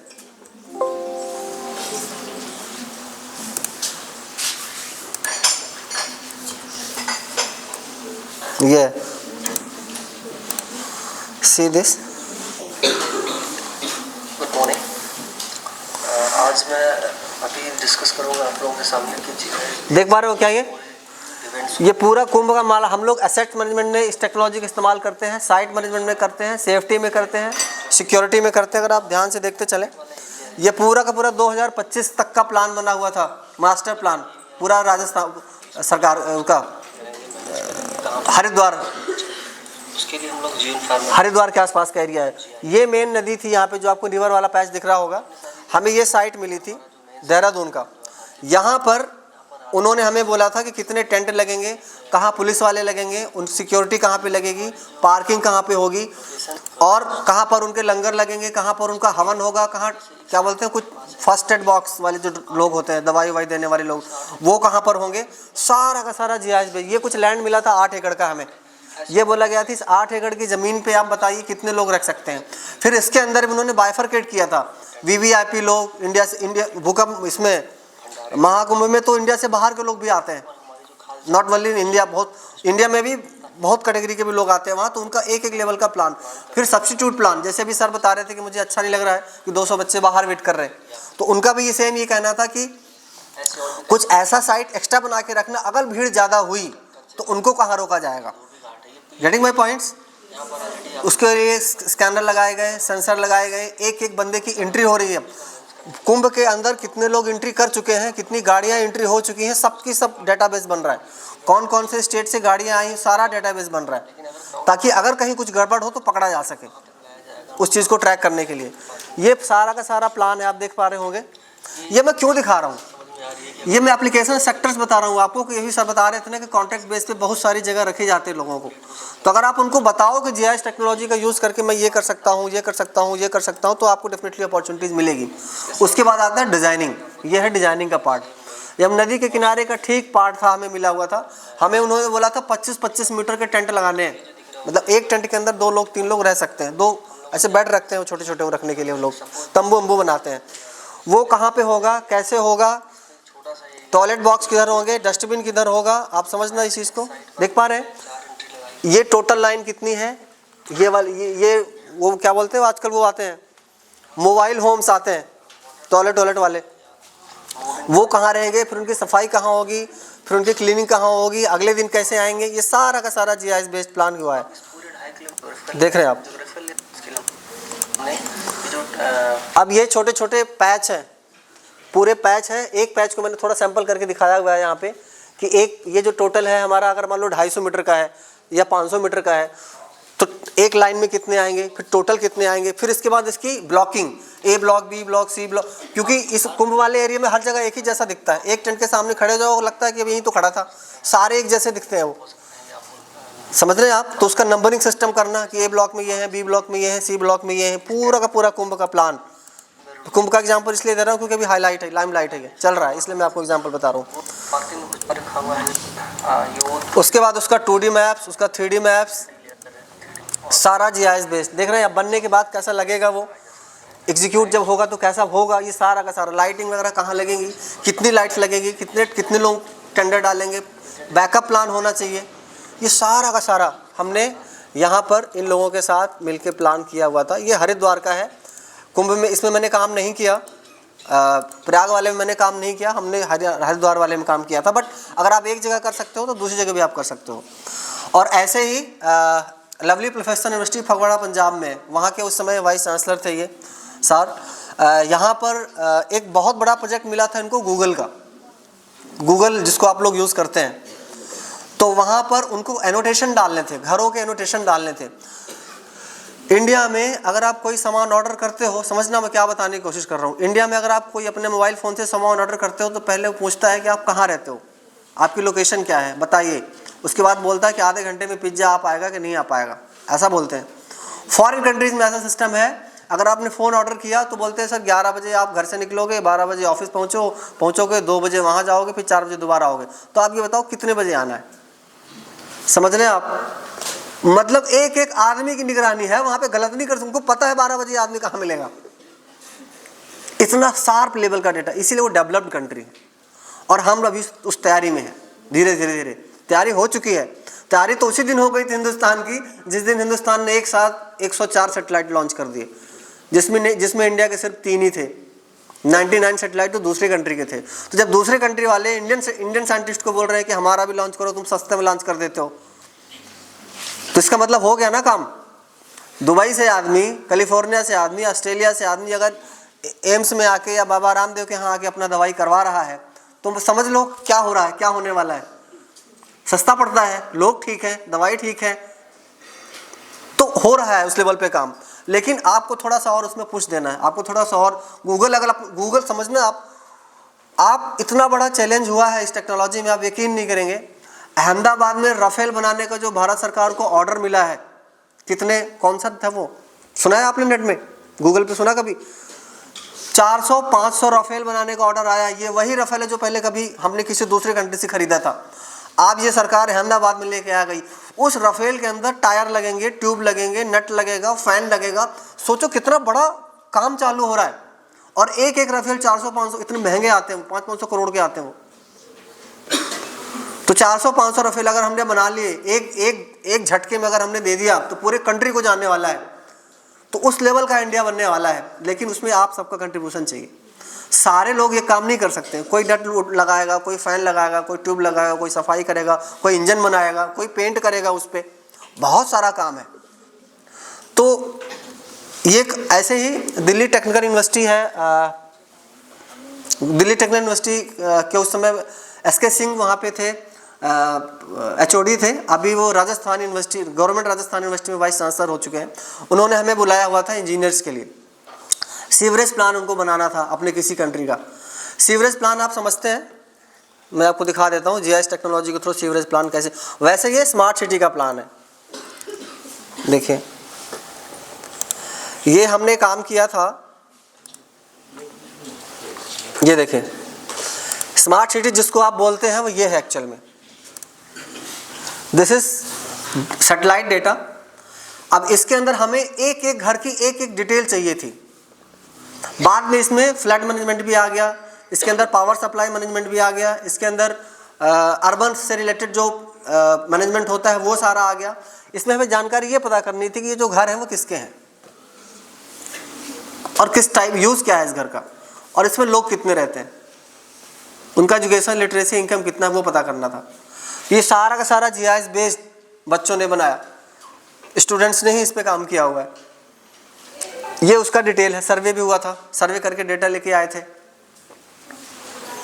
इसका घर है, और जो सर्वे करके आया था उसका भी नाम, उसका मान लो अगर हमने 4000 बिल्डिंगों का सर्वे किया तो उसमें नाम लिखा था कि ये 200 बिल्डिंग का सर्वे इसने किया, ये 400 बिल्डिंग का सर्वे इसने किया, वो 800 बिल्डिंग का सर्वे उसने किया। क्योंकि अगर सर्वे के डेटा में फॉल्ट हुई तो उसको पकड़ा जाएगा। क्योंकि वो लोग क्या करते हैं, जो आदमी जाता है उसके जेब में कुछ डाल देते हैं और बोल देते हैं डाल दे 2 फ्लोर है, ये बोल देते हैं ये वाला घर बता दो अभी बनाया 2022 में, जबकि वो घर बन गया है 1999 में या 90 में। वो टैक्स बचाने के चक्कर में ऐसा करते हैं। समझ पा रहे हैं आप? तो ये सारा, अब इसमें प्लान क्या है, हमने इसको अपने मैप्स पढ़े होंगे, थीमेटिक मैप्स बना दिया, कलर से डाल दिया हमने इसको। ये रेड वाली बिल्डिंग कमर्शियल है, येलो वाली एग्रीकल्चर है, ये वाली मंदिर मस्जिद गुरुद्वारा है, ये लाइब्रेरी, सारा मैप कर दिया ये सारा। और ये देखो यही बता रहा था मैं आपसे, इस घर पे अगर आप क्लिक करते हो ना तो इस घर में आपको डिटेल मिलेगी। इस घर का मालिक OP चिकारा है। उस घर में 5 लोग रहते हैं, 2 मेल है 3 फीमेल है, 3 मेल, टोटल 5 लोग हैं, 3 मेल 2 फीमेल और 1 वर्किंग है, 1 आदमी कमाने वाला है उस घर में। अब पॉलिटिकल वो हमसे बोलते हैं कि क्या मुझे बता सकते हो कि इस एरिया में से कितने घर हैं जहाँ पर 10 से ज़्यादा लोग रहते हैं। हमने हाँ जी बता सकते हैं। हमने डेटा निकाला और डेटा निकाल के बता दिया। तो वो लोग सबसे पहले 1-to-1 इंटरेक्शन करते हैं उन 10 घरों में जहाँ पर लोग ज़्यादा हैं। या मान लो एग्जाम्पल, कोई सामान मोबाइल फ़ोन बेचने वाला आदमी है, वो कह रहा है क्या मुझे बता सकते हो तुम कोई ऐसे घर जहाँ पर कम से कम 2, ज़्यादा से ज़्यादा 3 लोग कमाने वाले हो, एक घर बताओ। छाट के बता दिया सर 5000 में से 350 घर ऐसे हैं जहाँ पर एक घर में 3 लोग एम्प्लॉय हैं। 3 लोग एम्प्लॉय का मतलब 3 लोग इनकम कर रहे हैं। 3 लोग इनकम कर रहे हैं का मतलब यहाँ पर मेरा सामान बिक जाएगा क्योंकि पैसे होंगे उनके पास। एक कमाने वाला 5 खाने वाला क्या ही खरीदेगा। तो इस टाइप के आंकड़े आप लोगों को बनाने हैं, सीखने हैं, समझने हैं, और हम उसमें आपकी मदद करेंगे। स्काईलाइन आपकी मदद करेगा। अब ये आंकड़े किसके लिए हैं, किस डिपार्टमेंट के लिए हैं, वो भी हम आपको बाद में बताएंगे। वैसे आपको खुद समझ आ रहा होगा कहाँ कहाँ इसका यूज है, कहाँ कहाँ इसका इस्तेमाल है। मेन मैं आपको बता रहा था जो दिल्ली टेक्निकल यूनिवर्सिटी के साथ जो काम हुआ था वो ये था, ये सैनिटेशन का। यहाँ पे बाद में ये हमसे डेटा ले लिया उन लोगों ने जो बिजली सप्लाई करते हैं, क्या बोलते हैं इनको, पावर ग्रिड सेक्टर वाले। बिजली इस एरिया में जो करंट आता है कौन सी कंपनी देती है, मतलब जो बिल बिजली के बिल में नाम लिखा रहता है कौन सी कंपनी का नाम रहता है इस एरिया में। यहाँ बिजली का बिल आता है उसके ऊपर दिल्ली में जैसे BSCS लिखा रहता है, UHBBL, ये क्या होता है, उत्तर हरियाणा बिजली विभाग। तो हाँ, तो उनसे उन्होंने हमें पूछा कि क्या तुम बता सकते हो कहाँ पर खंभे लगाए जा सकते हैं, कहाँ पर खंभे नहीं लगे और लगने चाहिए, क्योंकि रात को चैन स्नैचिंग होती है जिसको डार्क जोन बोलते हैं, पुलिस वाले उस एरिया को डार्क जोन बोलते हैं। रात को वहाँ से कोई निकलेगा तो वो चाकू लगा के इधर उधर कर देते हैं या सामान चुरा लिया, बैग लेके भाग जाते हैं। तो हमने यहाँ पे, हाँ बिल्कुल बताएंगे जी कहाँ पर है। तो पूरी हमने जहाँ जहाँ पोल्स हैं उसकी पूरी मैपिंग करी। मैपिंग करने के बाद उनको गैप बताया कि यहाँ गैप है, यहाँ गैप है, यहाँ गैप है। ये देखो आप, ये जो आप देख रहे हैं ये डस्टबिन वाला था, थोड़ा और पहले चलते हैं। ये है, ये जितने पिलर हैं, जितने खंबे हैं रोड के किनारे, उसमें भी दोनों तरफ लाइट वाले कितने, आपने देखा होगा रोड में दोनों तरफ लाइट वाले कितने हैं, सिंगल तरफ लाइट वाले कितने हैं, वो सारा का सारा निकाला। ये डस्टबिन का था। उस एरिया में कचरा डिब्बा कहाँ कहाँ रखा हुआ है, फिर उनका साइज़ कितना है। साइज़ मतलब ऐसा तो नहीं कि शाम होते होते वो भर जाता है और नीचे रोड में बिखरता है। तो और अभी इसके लिए हम लोग बात कर रहे हैं, एक सेंसर बना रहे हैं। IMS इंजीनियरिंग कॉलेज के असिस्टेंट डायरेक्टर है डॉक्टर SN राजन, उनके इलेक्ट्रॉनिक्स इंजीनियर जो सेंसर बनाते हैं उनसे बात चल रही है हमारी कि सर हम एक ऐसा सेंसर बनाएंगे जो हर डस्टबिन में लगा जाए, और वो डस्टबिन जब भरने वाला हो उसके 10 मिनट पहले आपके पास एक SMS आ जाएगा, म्यूनिसिपैलिटी के पास एक SMS आ जाएगा कि जी 10 मिनट के अंदर गाड़ी घुमा देना, वो भरने वाला है। फिर ऐसी कितनी लोकेशन है जहाँ जहाँ भरने वाला है वो ट्रैक बताएगा। तो ये गूगल वाले मैप से फिर पहले वहाँ फिर वहाँ एक दिन में 2 चक्कर, कहाँ कौन कौन सी जगह 2 चक्कर लगाने ये पता लगेगा। और जब चक्कर लग जाए तो सिस्टम में अपडेट डाल देना, हाँ जी कर लिया है। ऐसे मत करना कि SMS आ गया और रिप्लाई नहीं किया। समझ पा रहे हैं क्या बोल रहा हूँ मैं। कभी कभी ऐसा होता है कि ऊपर से ऑर्डर तो आ जाता है, नीचे फॉलो नहीं हो पाता। XYZ मैं बीमार था, मैं बारिश हो गई, XY कुछ भी हो सकता है। तो सारा ट्रैकिंग करने के लिए ये था मेन फ्लड वाला। दिल्ली सरकार बोलती है कि इस साल बारिश आने दो, हमने पूरा कंट्रोल कर रखा है। वो सारा पोल खुल गया यहाँ पे। कैसे? अब आप देखना, यहाँ पर हम लोगों ने ये कर रखा है, ये देखो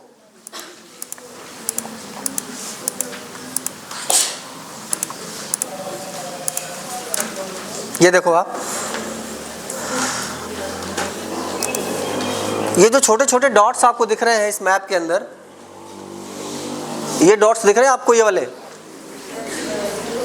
ये दिख रही है, ये ढक्कन है सीवर वाले।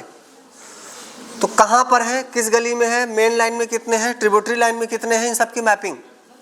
फिर ये देखा कि इनका क्रॉस, इनका जंक्शन किधर है, मतलब ये लाइन मिल रही है, देखो यहाँ मिल रही है, ये यहाँ मिल रहा है, ये यहाँ मिल रहा है। तो जहाँ पर 2 सीवर लाइन आपस में मिलती है वहाँ पे कलवर्ट पाइप होता है। कलवर्ट पाइप पानी इधर वाला पानी उधर जाने के लिए। तो वहाँ पन्नी फंसी होती है, कागज़ फंसा होता है, कचरा फंसा होता है। तो पहले वहाँ जाके सफाई करनी है। फिर टोटल कितने हैं, एक को साफ़ करने में कितना लगेगा, हमारे पास टाइम कितना है, इस तरीके का प्लानिंग, इसको बोलते हैं सैनिटेशन प्लान। किसी भी सिटी का सैनिटेशन प्लान कैसे, उसमें GIS का बहुत बड़ा रोल है। क्यों? क्योंकि ज़मीन की इंफॉर्मेशन को, ज़मीन के आंकड़ों को स्क्रीन पे दिखाती है, लैपटॉप पे दिखाती है। उससे डिसीजन लेना आसान हो जाता है, जल्दी हो जाता है, फास्ट होता है। ये एक प्लान, ये स्मार्ट सिटी के अंदर आता है। स्मार्ट सिटी वालों के लिए हमने थोड़ा सा काम किया था। और आप लोग जो हमारे साथ आगे आने वाले टाइम में जितने भी लोग एंगेज्ड होंगे, उनको ये सारा काम सीखना पड़ेगा, समझना पड़ेगा। और काम करते करते आपको समझ में आ जाएगा मुझे किस डिपार्टमेंट में जाके अपना CV देना है। वैसे आपको उसकी ज़रूरत नहीं पड़ेगी, हम खुद ही लगवा देंगे।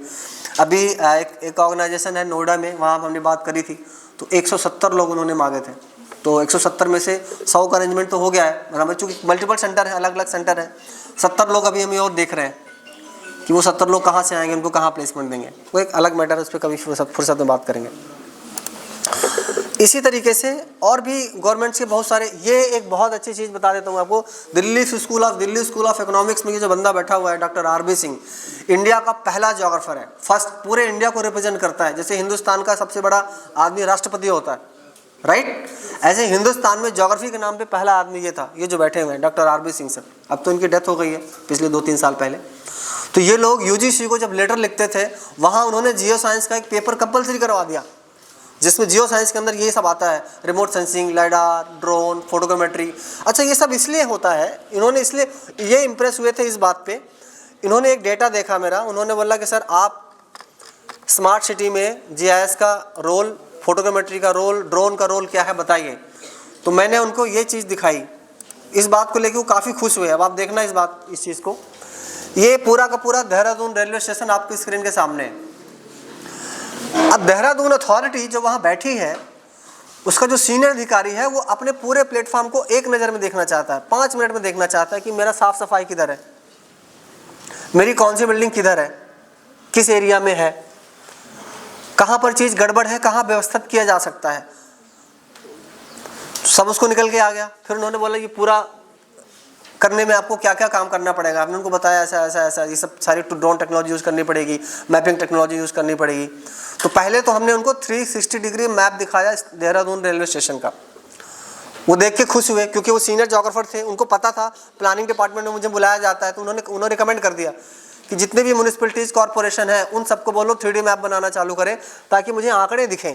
और इसमें सिर्फ दिखने का मतलब नहीं होता है, अगर आप ध्यान से देखो तो यहाँ पर आंकड़े सिर्फ आप देखते नहीं हो, देखने के साथ साथ मैं आप बच्चों से पूछूं कि इस बिल्डिंग का लंबाई क्या है, चौड़ाई क्या है, तो आप बता सकते हो क्या? नहीं बता सकते। स्टूडेंट जो आप बैठे हैं दूर, ये घर दिख रहा है आपको? लगभग कितना लंबाई होगा इसका, लेंथ में कितना होगा लगभग, कोई आइडिया? नहीं पता ना। इसका फायदा ये है कि आप यहीं बैठे बैठे उसको माप सकते हो, ये कितने एरिया में बसा हुआ है, इसका हाइट कितना है, ये सब निकाल पाओगे यहीं बैठे बैठे। देख लो, अभी बता देगा ये घर है रेलवे का, कोई स्टाफ क्वार्टर है जहाँ रेलवे स्टाफ के लोग रहते हैं। इसका लेंथ देखो कितना है, चेक करो एक बार आप लोग, कितना लिखा है लंबाई उधर, 41 मीटर। इस बिल्डिंग का चौड़ाई कितना है देखो, यहीं से पता लग जाएगा आपको इसका चौड़ाई कितना है, 21 मीटर। और बिल्डिंग का हाइट कितना है, आपको हाइट पता लग जाएगा कितना है, 8 मीटर। तो अगर आपको ये पता लग जाए यहीं बैठे बैठे कि देहरादून में रेलवे स्टेशन का ये क्वार्टर इतना मीटर लंबा, इतना चौड़ा, इतना ऊंचा और दिखता है ऐसे, तो बहुत सारा प्लान सरकार ऐसी करती है। पहले क्या होता था, पहले सर्वे होता था, लोग जाते थे। अब सर्वे वाले के साथ दिक्कत ये है वो कभी कभी गलत इन्फॉर्मेशन देता था। अब गलत इन्फॉर्मेशन कई पर्पज से हो सकती है, जानबूझ के भी गलती की जा सकती है, इंटेंशनली गलती भी की जा सकती है। सरकार को इधर उधर कौन जाता है देखने, 4500 बिल्डिंग है, कौन अधिकारी जाएगा हर एक बिल्डिंग में दरवाजा खटखटाने, कितने लोग रहते हैं, कोई नहीं जाता। तो इस चीज़ का सलूशन उन्होंने डिजिटल मैप्स के थ्रू निकाला, और ये सारा का सारा डिजिटल इंडिया प्रोजेक्ट को सपोर्ट करने के लिए बना।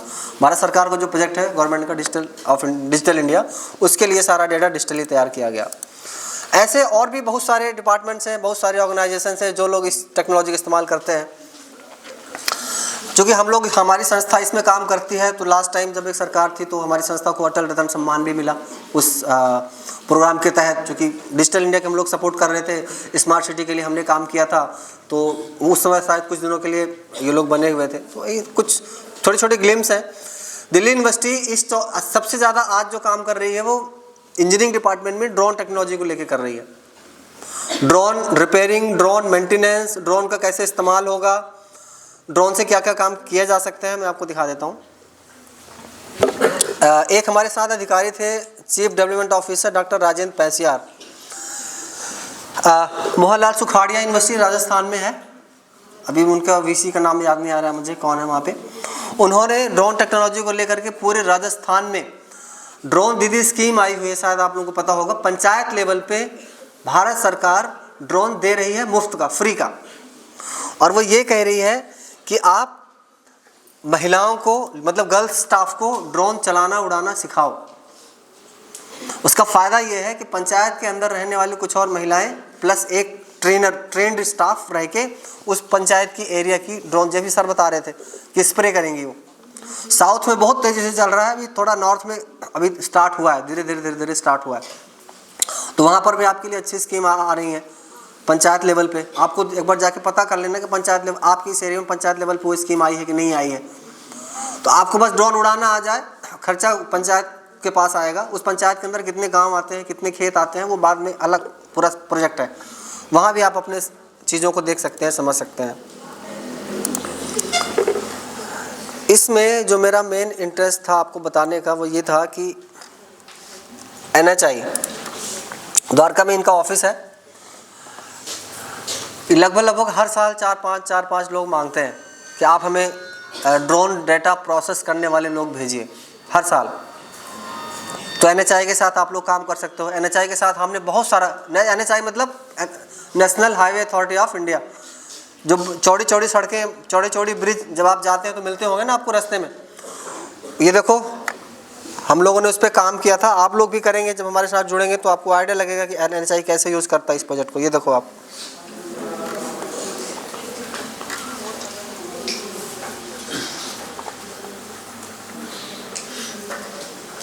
ये है देखो, इस टेक्नोलॉजी का इस्तेमाल ड्रोन के थ्रू प्रोजेक्ट की मॉनिटरिंग के लिए होता है।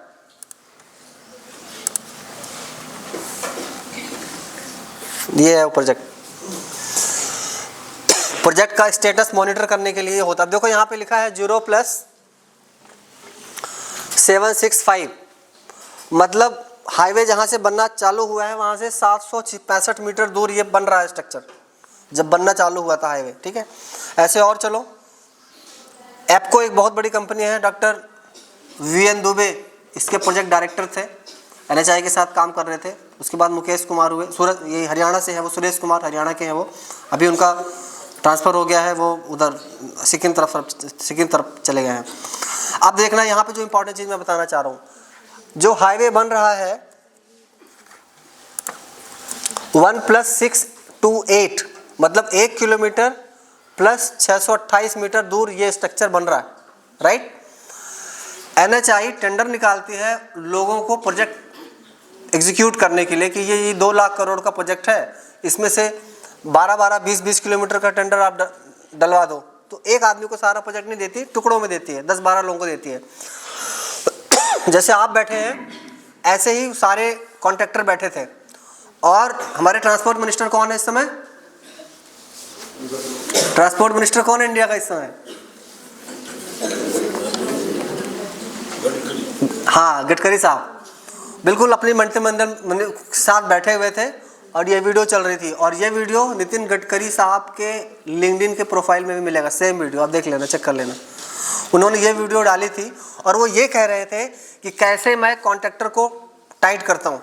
मुझे बोलते हैं भाई कितना पैसा ले लिया तूने पूरे प्रोजेक्ट का? उसने बोला सर 60% पैसे ले चुका हूँ। मतलब अगर एग्जाम्पल, अगर 90 करोड़ का प्रोजेक्ट था तो 60% पैसा जा चुका है, ले लिया उसने अपने हिस्से का। और पहले कागज़ में इंफॉर्मेशन जाती थी कि ये हो जाएगा, चुनाव होने से पहले, रिबन कटने से पहले रोड का उद्घाटन करवा देंगे। ऐसा लोग करते हैं कि चुनाव से पहले उद्घाटन बहुत ज़्यादा करते हैं, फिर वो चुनाव में बोलते हैं मैंने ये करवाया, वो करवाया, ऐसा होता है। तो उन्होंने पकड़ लिया कि 60% पैसा ले लिया और काम तेरा मुझे दिख रहा है क्या किया है, और ये लाइव डेटा है ड्रोन का, तो देख के पता लग जाएगा कि मुश्किल से 20% काम किया है और पैसा 60% लिया। उसको नोटिस दे दिया और बोला टाइम फ्रेम के अंदर अगर आप प्रोजेक्ट कंप्लीट कर दोगे तो ठीक है, नहीं तो 5 साल के लिए ब्लैक लिस्ट कर दूंगा, भारत सरकार की एक भी कंपनी तुम्हें प्रोजेक्ट नहीं देगी, तुम एलिजिबल क्राइटेरिया में ही नहीं आओगे। तो कैसे शिकंजा टाइट कर रही है टेक्नोलॉजी के इस्तेमाल से गवर्नमेंट अपने प्रोजेक्ट के एग्जीक्यूशन में। ये सारा काम आपको सीखना समझना है और हम लोग इसके लिए यहाँ पे आए हुए हैं आपको बताने के लिए। जैसे अभी स्नेहा बता रही थी आपको कि बहुत सारे लोग अलग अलग तरीके के जॉब्स की तैयारी कर रहे हैं, कोई टीचर बनना चाह रहा है, कोई प्रोफेसर, कोई डॉक्टर, कोई इंजीनियर। और ये एक ऐसी फील्ड है जो लगभग 213 सेक्टर में इस्तेमाल होती है। 213, अभी तो मैंने सिर्फ एक सेक्टर बताया है, हाईवे वाला बताया है। ऐसे आप स्कूलिंग में चलते हैं, स्कूलिंग भी एक टेक्नोलॉजी ये है। अच्छा, ये जो टेक्नोलॉजी थी ड्रोन, ये यूज हो रही थी जब हाईवे बन रहा था। उसके बाद नई टेक्नोलॉजी आई लाइडार, जो जब हाईवे बन गया उसमें ये लोग क्या करते हैं, सी दिस, उन्होंने बोल दिया जी हाईवे बन गया है सर, रेडी हो गया, आप चेक कर लो और पूरे सारे पेमेंट कर दो। सरकार क्या करती है, 10-20% पैसा बचा के रखती है, पूरा नहीं देती। वो ये बोलती है मैं देखूंगा, यूज़ करूंगा, अगर सब कुछ ठीक है तो बाकी पेमेंट करेंगे, ऐसा करती है गवर्नमेंट, राइट। तो लडार सर्वे करवाया। लडार सर्वे में वो नॉर्म्स चेक करती है। नॉर्म्स क्या चेक करती है? इलेक्ट्रिक पोल लगे हैं, लाइट पोल लगे हैं, साइन बोर्ड लगे हैं, वेलकम टू हरियाणा का बोर्ड लगा है, जहाँ अर्बन एरिया है वहाँ पर ब्रेकर लगे हैं कि नहीं है, किलोमीटर पोस्ट लगे हैं कि नहीं है। अर्बन वाली एरिया में 2 रोड के लेन को डिवाइड करने के लिए बीच में जो जाली लगाई जाती है, रोड के बीच में नहीं, एक रोड के बीच में वो लगा देते हैं, लोहे का, लकड़ी किसका लगाते हैं? सीमेंट का। तो वो लगा है कि नहीं लगा है, वो सारा अब देखो यहाँ से सब पता लग रहा है। और ये छोटी छोटी लेज़र पल्स होती हैं, इन लेज़र पल्स को क्लासीफाई करते हैं। क्लासिफिकेशन ही हम सिखाते हैं। आपने देखा, आप में से बहुत सारी लड़कियां हैं, उनका कलर का नॉलेज बहुत अच्छा है, कलर सेंस ठीक होता है विद रिस्पेक्ट टू बॉयज़। कुछ बॉयज़ भी अच्छे होते हैं, लड़के बुरा न माने, वैसे लड़के हैं भी नहीं यहाँ हम लोगों को छोड़ के। तो उन्होंने अलग अलग ऑब्जेक्ट को अलग अलग कलर दिया है, बिल्डिंग का कलर, रोड का कलर, वायर का colour, wire with electric pole, wire with pole with bulb. देख रहे हैं आप, है ना? ब्लू कलर से वो वाली पिलर दिखाई जिसमें से करंट जा रहा है, राइट। येलो कलर से वो वाला पोल दिखाया जिसमें बल्ब लगा हुआ है, लाइट लगा हुआ है। देख पा रहे हो? ये आपको करना है। उसके बाद एक और पकड़ा गया, ये पकड़ा गया, इसने बोला हम आपको ग्रीन हाईवे बना के देंगे। तो ग्रीन हाईवे के नाम पे पेड़ लगा दिए इसने, देख लो कितने बड़े बड़े पेड़ लगा दिए, ठीक है। तो सब पकड़ में आ गए। उनको बोलो भाई अगली गर्मी आएगी मई जून में 50 डिग्री टेम्परेचर में सब सूख जाएगा, कुछ नहीं बचेगा। ये गेटिंग माई पॉइंट्स? तो इनकी सुरक्षा कौन करेगा? इनको पानी कौन दिलाएगा? अगर ये पेड़ मर गए तो तेरा पैसा 10% जो ब्लॉक कर दूंगा नहीं।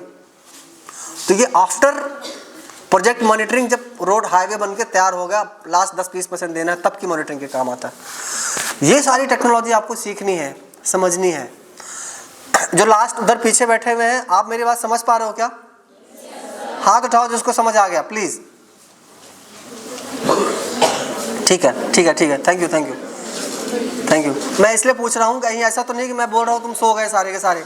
स्किल प्रोग्राम का मतलब होता है इसको करने के बाद बच्चा अपने पैर पे खड़ा हो जाएगा, 2 रोटी अपने लिए खाने का इंतजाम कर लेगा, उसके बाद धीरे धीरे आगे बढ़ता रहेगा।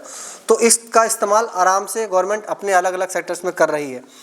जो स्पेशल टेक्नोलॉजी क्या है, आप इसको थोड़ा समझ लो तो आपको आइडिया लग जाएगा कि है क्या। अब हम आपको ये बताएंगे कि भारत कैसे अगले कुछ वर्षों में ड्रोन्स का सबसे बड़ा हब बनने वाला है, और इस ड्रोन मूवमेंट का नेतृत्व कोई और नहीं बल्कि खुद प्रधानमंत्री नरेंद्र मोदी कर रहे हैं। आज दिल्ली में देश के सबसे बड़े ड्रोन फेस्टिवल की शुरुआत हुई, जिसमें प्रधानमंत्री मोदी ने खुद एक ड्रोन उड़ाकर दिखाया, और इस दौरान उन्होंने भी ये कहा कि भारत दुनिया की सबसे बड़ी ड्रोन शक्ति बनने के लिए अब तैयार है। इस कार्यक्रम में उन्होंने ड्रोन से जुड़ा एक बड़ा दिलचस्प किस्सा भी लोगों के साथ शेयर किया, जिसमें उन्होंने बताया कि ड्रोन्स कैसे सुशासन और सरकारी कामों की स्पीड बढ़ाने में भी मददगार साबित हो सकते हैं, क्योंकि वो बहुत सारे प्रोजेक्ट्स का सुपरविजन अब ड्रोन्स के जरिए करते हैं। जब केदारनाथ का पुनर्निर्माण का काम शुरू हुआ, अब हर बार तो मेरे लिए केदारनाथ जाना मुश्किल था, तो मैं रेगुलरली केदारनाथ में कैसे काम चल रहा है, कितनी तेज गति चल, तो वहां से ड्रोन के द्वारा रेगुलर मेरे दफ्तर में बैठ करके उसकी जब भी रिव्यू मीटिंग होती थी, तो मैं ड्रोन की मदद से केदारनाथ के डेवलपमेंट के काम को रेगुलर मॉनिटर करता था।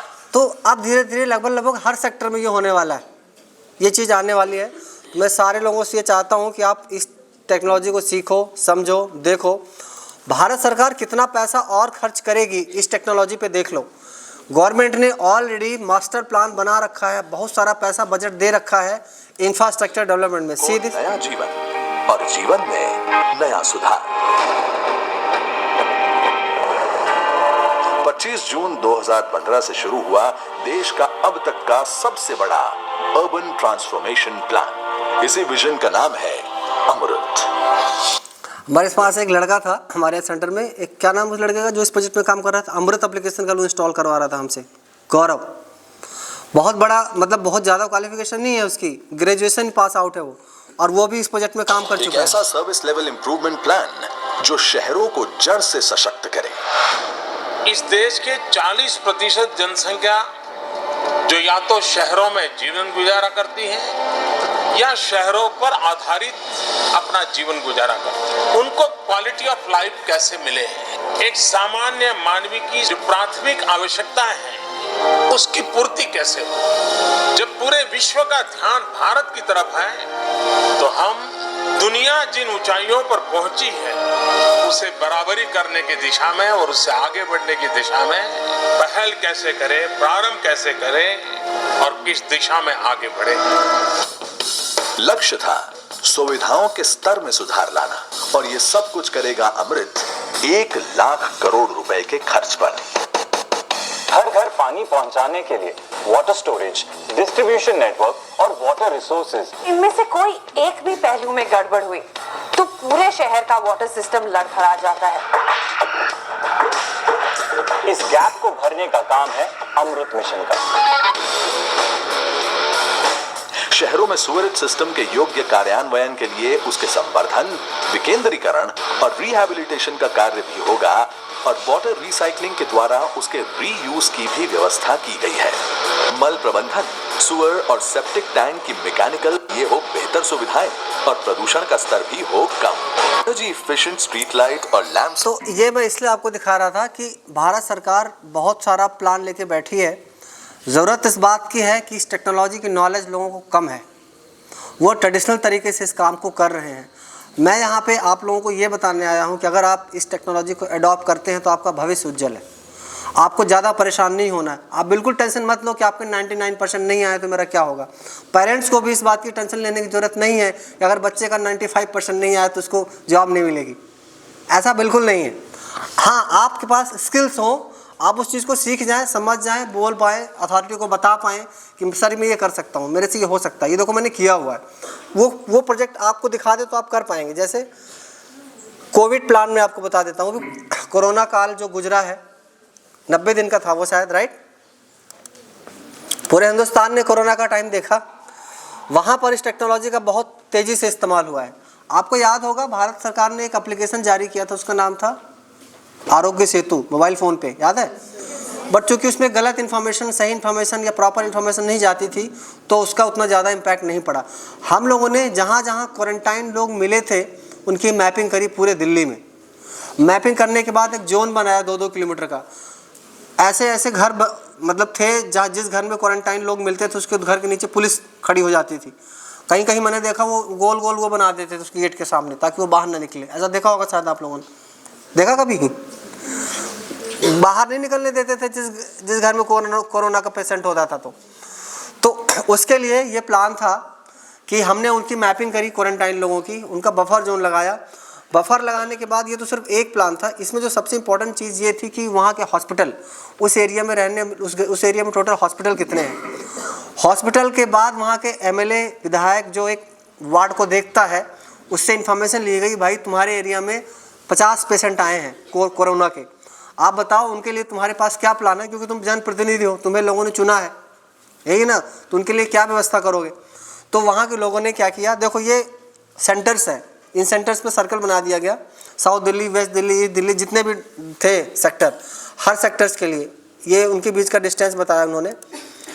बाद में इसकी वार्ड लेवल पे मैपिंग हुई, हर वार्ड की मैपिंग हुई, south Delhi ward, east Delhi ward, और वहाँ के एमपीएलए का फ़ोन नंबर, कॉन्टैक्ट सब डाला गया इसके अंदर विधायकों का, और उनको बोला गया कि तुम्हारे 50 में से 30 पेशेंट जो है ठीक ठाक हो चुके हैं, 20 बचे हैं, तो उनके लिए तुम्हारे पास क्या प्लान है। और इसी में एक चीज़ और बनाई गई, जैसे आपका ये स्कूल है, स्कूल के बाहर जो चेयरमैन थे उस संस्था के, उनसे मिला गया, बीपीएल के अंदर रहने, क्योंकि आपको याद होगा टीवी न्यूज़ चैनल में रोज़ दिखाया जा रहा था कि सारे लोग अपना घर छोड़ के भाग रहे हैं, दिल्ली एकदम खाली हो गई थी। कुछ तो ऐसे मजदूर नहीं मिल रहे थे दिल्ली में, कहीं आज भी नहीं मिल रहे मजदूर, तो वैसे भी नहीं मिलते। जो लोग कुछ ऐसे गए जो लौट के नहीं आए, तो उनके लिए रोटी की व्यवस्था, उनके लिए दवाई की व्यवस्था, दूध की व्यवस्था, बिलो पॉवर्टी लाइन में रहने वाले लोग, कुछ जो वृद्धाश्रम में रहने वाले जो लोग, वो तो कमाई करते नहीं, उनको सब चाहिए होता है, तो उसका पूरा का पूरा प्लान ड्रोन के थ्रू इन्फॉर्मेशन दी गई, ड्रोन से अनाउंस किया गया, उनको बताया गया 10:12 पर आप चले जाना, आपको यहाँ ये मिल जाएगा। और ग्रुप बनाए गए, आपने देखा होगा ना, गोले बनाए जाते हैं, गोले में बैंकों के सामने बड़े बड़े गोले मिलते हैं खड़े होने के लिए, देखा है आप लोगों ने। वो सारा एग्जीक्यूशन का प्लान था, जहाँ भीड़ लगती है वहाँ पर ये सब। ये देखो वो कौन सा हॉस्पिटल है, उस हॉस्पिटल, उस बाद में लाइव डेटा डैशबोर्ड बनाया गया इसका, कि उस हॉस्पिटल में टोटल कितने बेड हैं, एक्यूपाइड कितने हैं, खाली कितने हैं, कितने एक हफ्ते में खाली होने वाले हैं, मतलब जो लोग रिकवर हो चुके हैं। और हर आदमी डर रहा था कि अब न्यूज़ में आ रहा था प्रॉपर कि 5000 लोग भर्ती हुए, 1000 लोग मर गए, इतने सारे लोग ठीक होने हैं, प्रॉपर न्यूज़ में आ रहा था ये बात, और हर आदमी डर रहा था कि क्या होगा, राइट। उस समय पर इस टेक्नोलॉजी ने इंफॉर्मेशन शेयरिंग के पॉइंट ऑफ व्यू से, डिजिटल डेटाबेस बनाने के पॉइंट ऑफ व्यू से, ये तमाम आंकड़े जो मैं आपको दिखा रहा हूँ कि कितने बेड, कितने हॉस्पिटल, कितनी रिकवरी, कितनी डेथ, डैशबोर्ड के साथ, और इनको लिंक किया गया वहाँ के अधिकारियों से, इनको लिंक किया गया वहाँ के जनप्रतिनिधियों से, जो सरपंच लेवल के लोग होते हैं, उनसे जोड़ा गया, उनको SMS दिया गया, फ़ोन दिया गया, और उनको बोला गया कि राहत प्लान आया हुआ है। अब मुझे अच्छे से याद है, हमारी एरिया में हॉस्पिटल्स को पैसे दिए जाते थे, एक पेशेंट पे 4500 कुछ, पता नहीं मुझे कितना अमाउंट है वो, ऐसा कुछ था कि आपको पैसे दिए जाएंगे अगर आपने उसको ठीक कर दिया। तो वो सारा प्लान करने में इस टेक्नोलॉजी का बहुत बड़ा रोल रहा है। तो एप्लीकेशंस बहुत हैं, डिसाइड आपने करना है कि कैसे करेंगे, क्या करेंगे, क्या फ़ायदा है, क्या नुकसान है। नुकसान तो कुछ नहीं है, मैक्सिमम इसमें बेनिफिट्स हैं। मैं आपको कुछ दिखाना चाह रहा था, अपॉर्चुनिटीज़।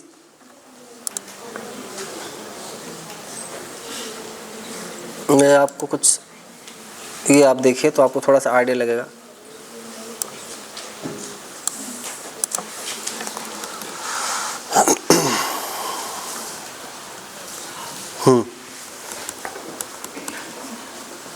एक ये लास्ट प्रोजेक्ट है, उसके बाद मैं आपको प्रैक्टिकल में आ जाऊंगा। ये 50 किलोमीटर रोड का प्लान, क्या बोलते हैं, रोड बनाने का एक प्रोजेक्ट मिला हुआ था एक कंपनी को, उसमें हमारे बच्चों ने काम किया। ये रोड जो आपको दिख रही है, और रोड जब चौड़ी होती है तो रोड के किनारे के पेड़ काटे जाते हैं, बिल्डिंग हटाई जाती है, लाइट पोल, इलेक्ट्रिकल पोल सब हटाया जाता है। और सबसे ज़्यादा लड़ाई होती है अगर कोई मंदिर, मस्जिद, गुरुद्वारा रोड के किनारे फंस गया और उसको तोड़ा जाए तो फिर दूसरा केस हो, हिंदू मुस्लिम हो जाता है उस केस में, राइट।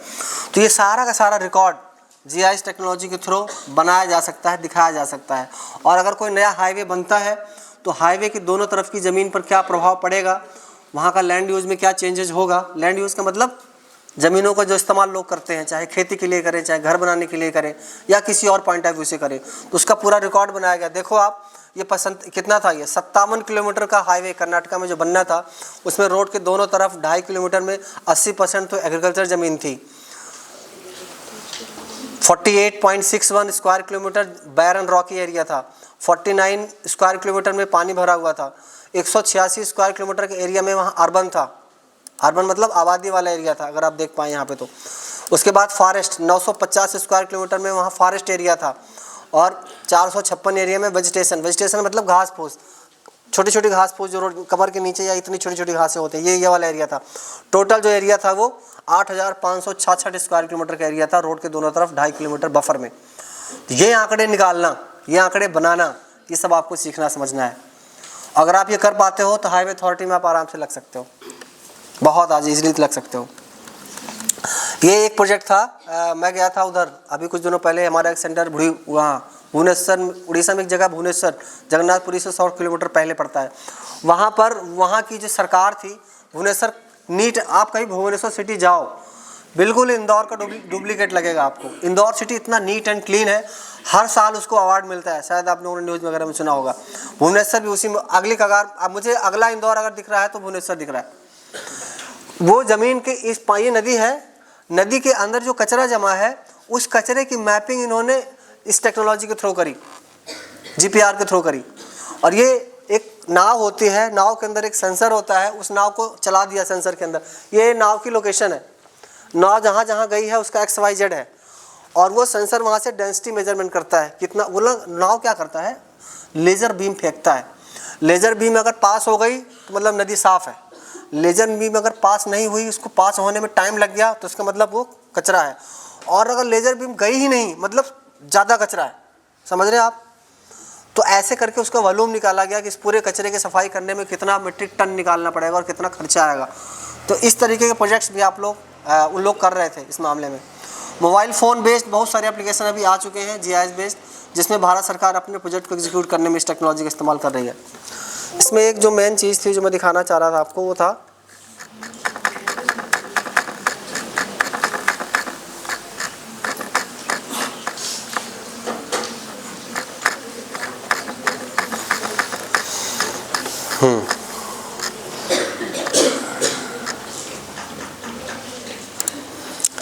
कुछ कंपनियों की लिस्ट है ये, जहाँ पर हम प्लेसमेंट दिला, हमारे जो टाइप्स हैं उन कंपनियों के साथ हो रखे हैं। कुछ ऐसी कंपनियां जिनका 1000 2-2 हज़ार करोड़ रुपए का टर्नओवर एक साल का, बहुत बड़े बड़े। गूगल पे जाके चेक, ये जो लिखे हैं आप इसका फोटो वोटो ले लेना या नाम पढ़ लो, गूगल पे जाके चेक करना कि ये कितना पैसा एक साल में घुमाती हैं। यहाँ ऐसी संस्थाओं में बैठ के आप काम करोगे, और ये गवर्नमेंट की भी हो सकती हैं, प्राइवेट भी हो सकती हैं, सेमी गवर्नमेंट भी हो सकती हैं, और कुछ निजी कंपनियां भी हो सकती हैं। जो अभी सर बता रहे थे कि बहुत सारे स्टार्टअप्स छोटे छोटे अभी खुले हुए हैं जो लोग इस टेक्नोलॉजी का इस्तेमाल करते हैं। और ऐसे ही नहीं, अगर आप 4 साल 5 साल इस इंडस्ट्री में काम कर गए तो इंडिया से बाहर भी जा सकते हो। बहुत सारे हमारे ऐसे बच्चे हैं जो इंडिया से बाहर हैं, और वो कंटिन्यू हमें अपडेट करते रहते हैं कि सर वैकेंसी निकली है। जैसे यूएसए में वैकेंसी निकली हुई है, देख रहे हैं आप यहाँ आप। अच्छा, तो मैं इसका लाइव दिखाता हूँ। अभी मैं इनको बता रहा था, ये देखो, मैंने यहाँ यूएसए देख के मुझे याद आ गया, हमारी एक स्टूडेंट है जो अभी यूएसए में रहती है, उसने सुबह ही मुझे अपडेट किया। मॉर्निंग में 7 बजे जब मैं सो के उठा, मैंने उसका व्हाट्सअप देखा, उसने मुझे बोला कि सर बच्चों को बोल दो तैयार हो जाएं।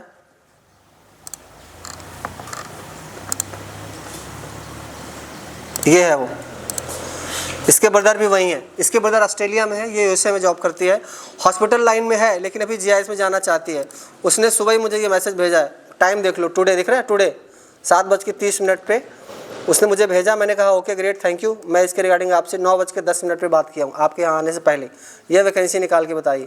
और इसने बोला, अभी मैं बता रहा था इनसे, इनका एक दोस्त है, आप यकीन नहीं करोगे, पूरे कैलिफोर्निया में 42,000 यूरो मंथली कमा रहा है। 42,000 यूरो कितना पैसा हो गया? इंटू 90 कर दो, कितना बताया था आपने सर? 40 लाख रुपए। कलेक्टर भी नहीं पाता यहाँ का, हिंदुस्तान का। समझ रहे हैं आप क्या बोल रहा हूँ मैं? तो मैंने भी एक साथ 40 लाख रुपए, मतलब एग्जाम्पल बताऊँ तो उस सैलरी पर नहीं पहुँचे कि एक दिन एक महीने का 40 लाख रुपए मिले।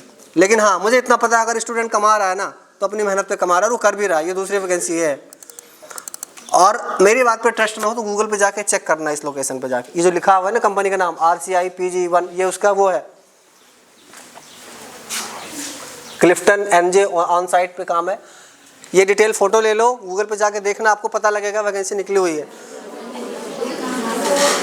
घर में देखना, कोई बात नहीं, मैं ग्रुप में डाल दूंगा तुम्हारे।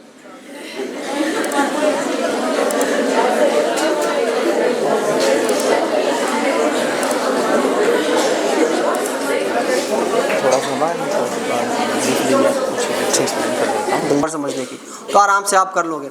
अब ये लड़की सोचिए प्रोफेसर भी है, प्रोफेसर हो गई। मैंने इससे पूछा तुम तो पढ़ने में उतनी समझदार नहीं थी, तुम प्रोफेसर कैसे हुई? ये बिलो एवरेज स्टूडेंट थी। समझना, एक बढ़िया बात बताता हूँ, जीआईएस टेक्नोलॉजी एक ऐसी टेक्नोलॉजी है जो एवरेज स्टूडेंट को भी एक्सीलेंट बना देती है। उसका रीज़न ये है कि ये टूल्स इस्तेमाल करवाती है, टेक्नोलॉजी इस्तेमाल कराती है। मतलब ऐसे समझो कि पैदल दौड़ोगे तो कितना दौड़ोगे, साइकिल ले लो, मोटरसाइकिल ले लो, बाइक ले लो, कार ले लो, ये वो है, टूल है जो आपको फास्ट भीड़ से आगे निकाल देता है। तो ये तब उसने बोला सर मैंने जीआईएस का डिप्लोमा दे रखा था। तो उन्होंने पूछा जीआईएस में क्या किया है तुमने, और वो जीआईएस उनके सिलेबस में भी था और टेक्निकल काम भी कर रखा था उसने, 2-4 प्रोजेक्ट में काम कर। उनको लगा रख लो, एकेडमिक्स से इंडस्ट्री वाला ज़्यादा अच्छा नॉलेज समझाता है।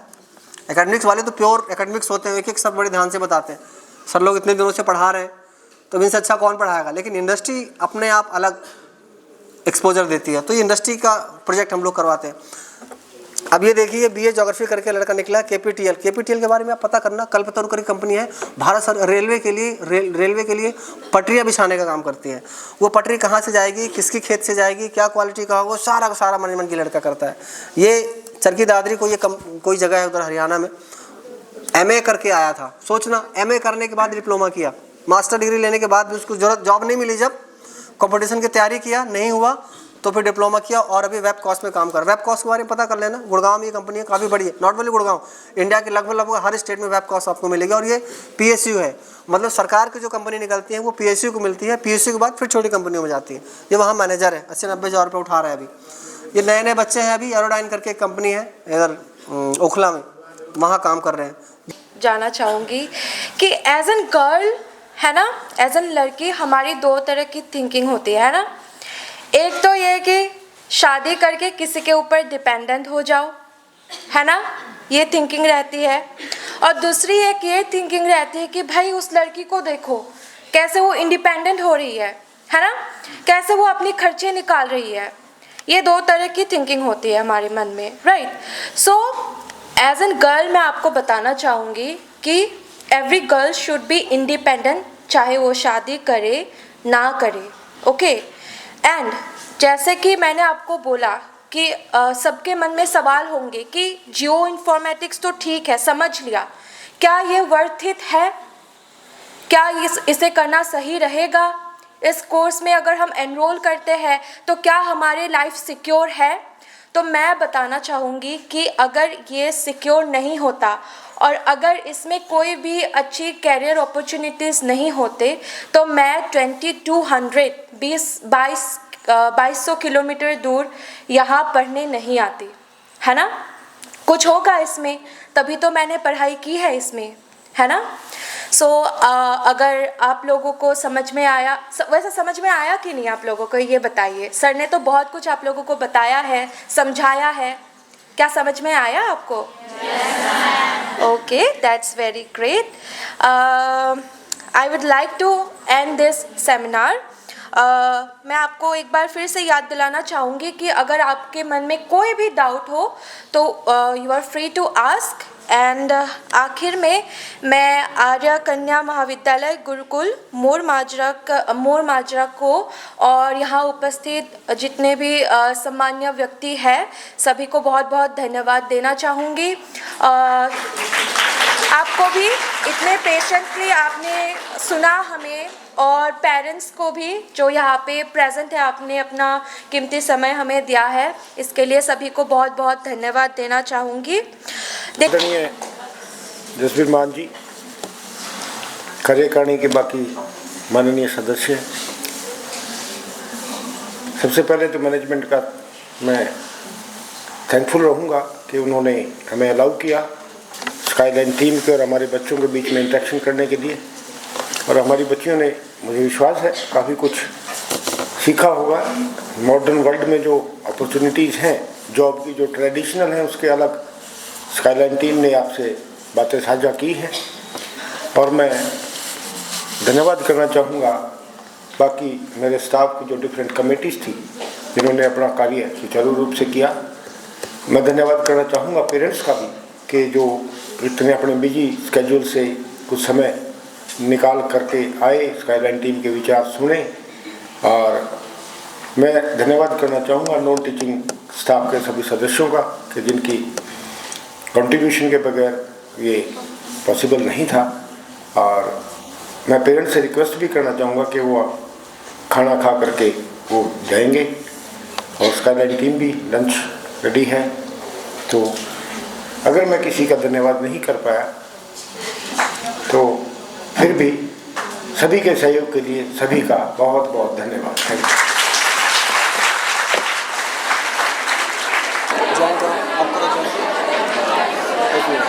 अच्छा, आइए सामने।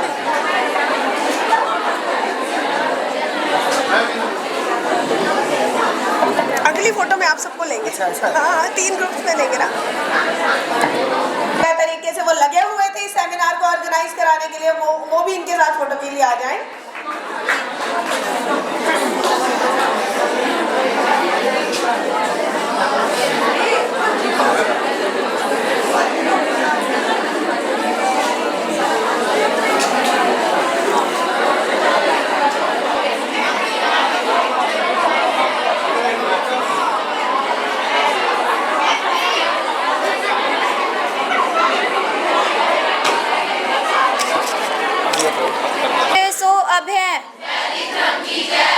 महर्षि स्वामी दयानंद सरस्वती जी की, मर्यादा पुरुषोत्तम श्री रामचंद्र जी की, योगेश्वर श्री कृष्ण चंद्र जी की, स्वामी श्रद्धानंद जी की, देश पर शहीद होने वाले वीरों और वीरांगनाओं की, भारत माता की, गौ माता की, आर्य समाज, वेदों की ज्योति, ओम का झंडा, आर्य राष्ट्र, गुरुकुल शिक्षा, सभी प्राणियों में वैदिक अभिवादन, वैदिक ध्वनि।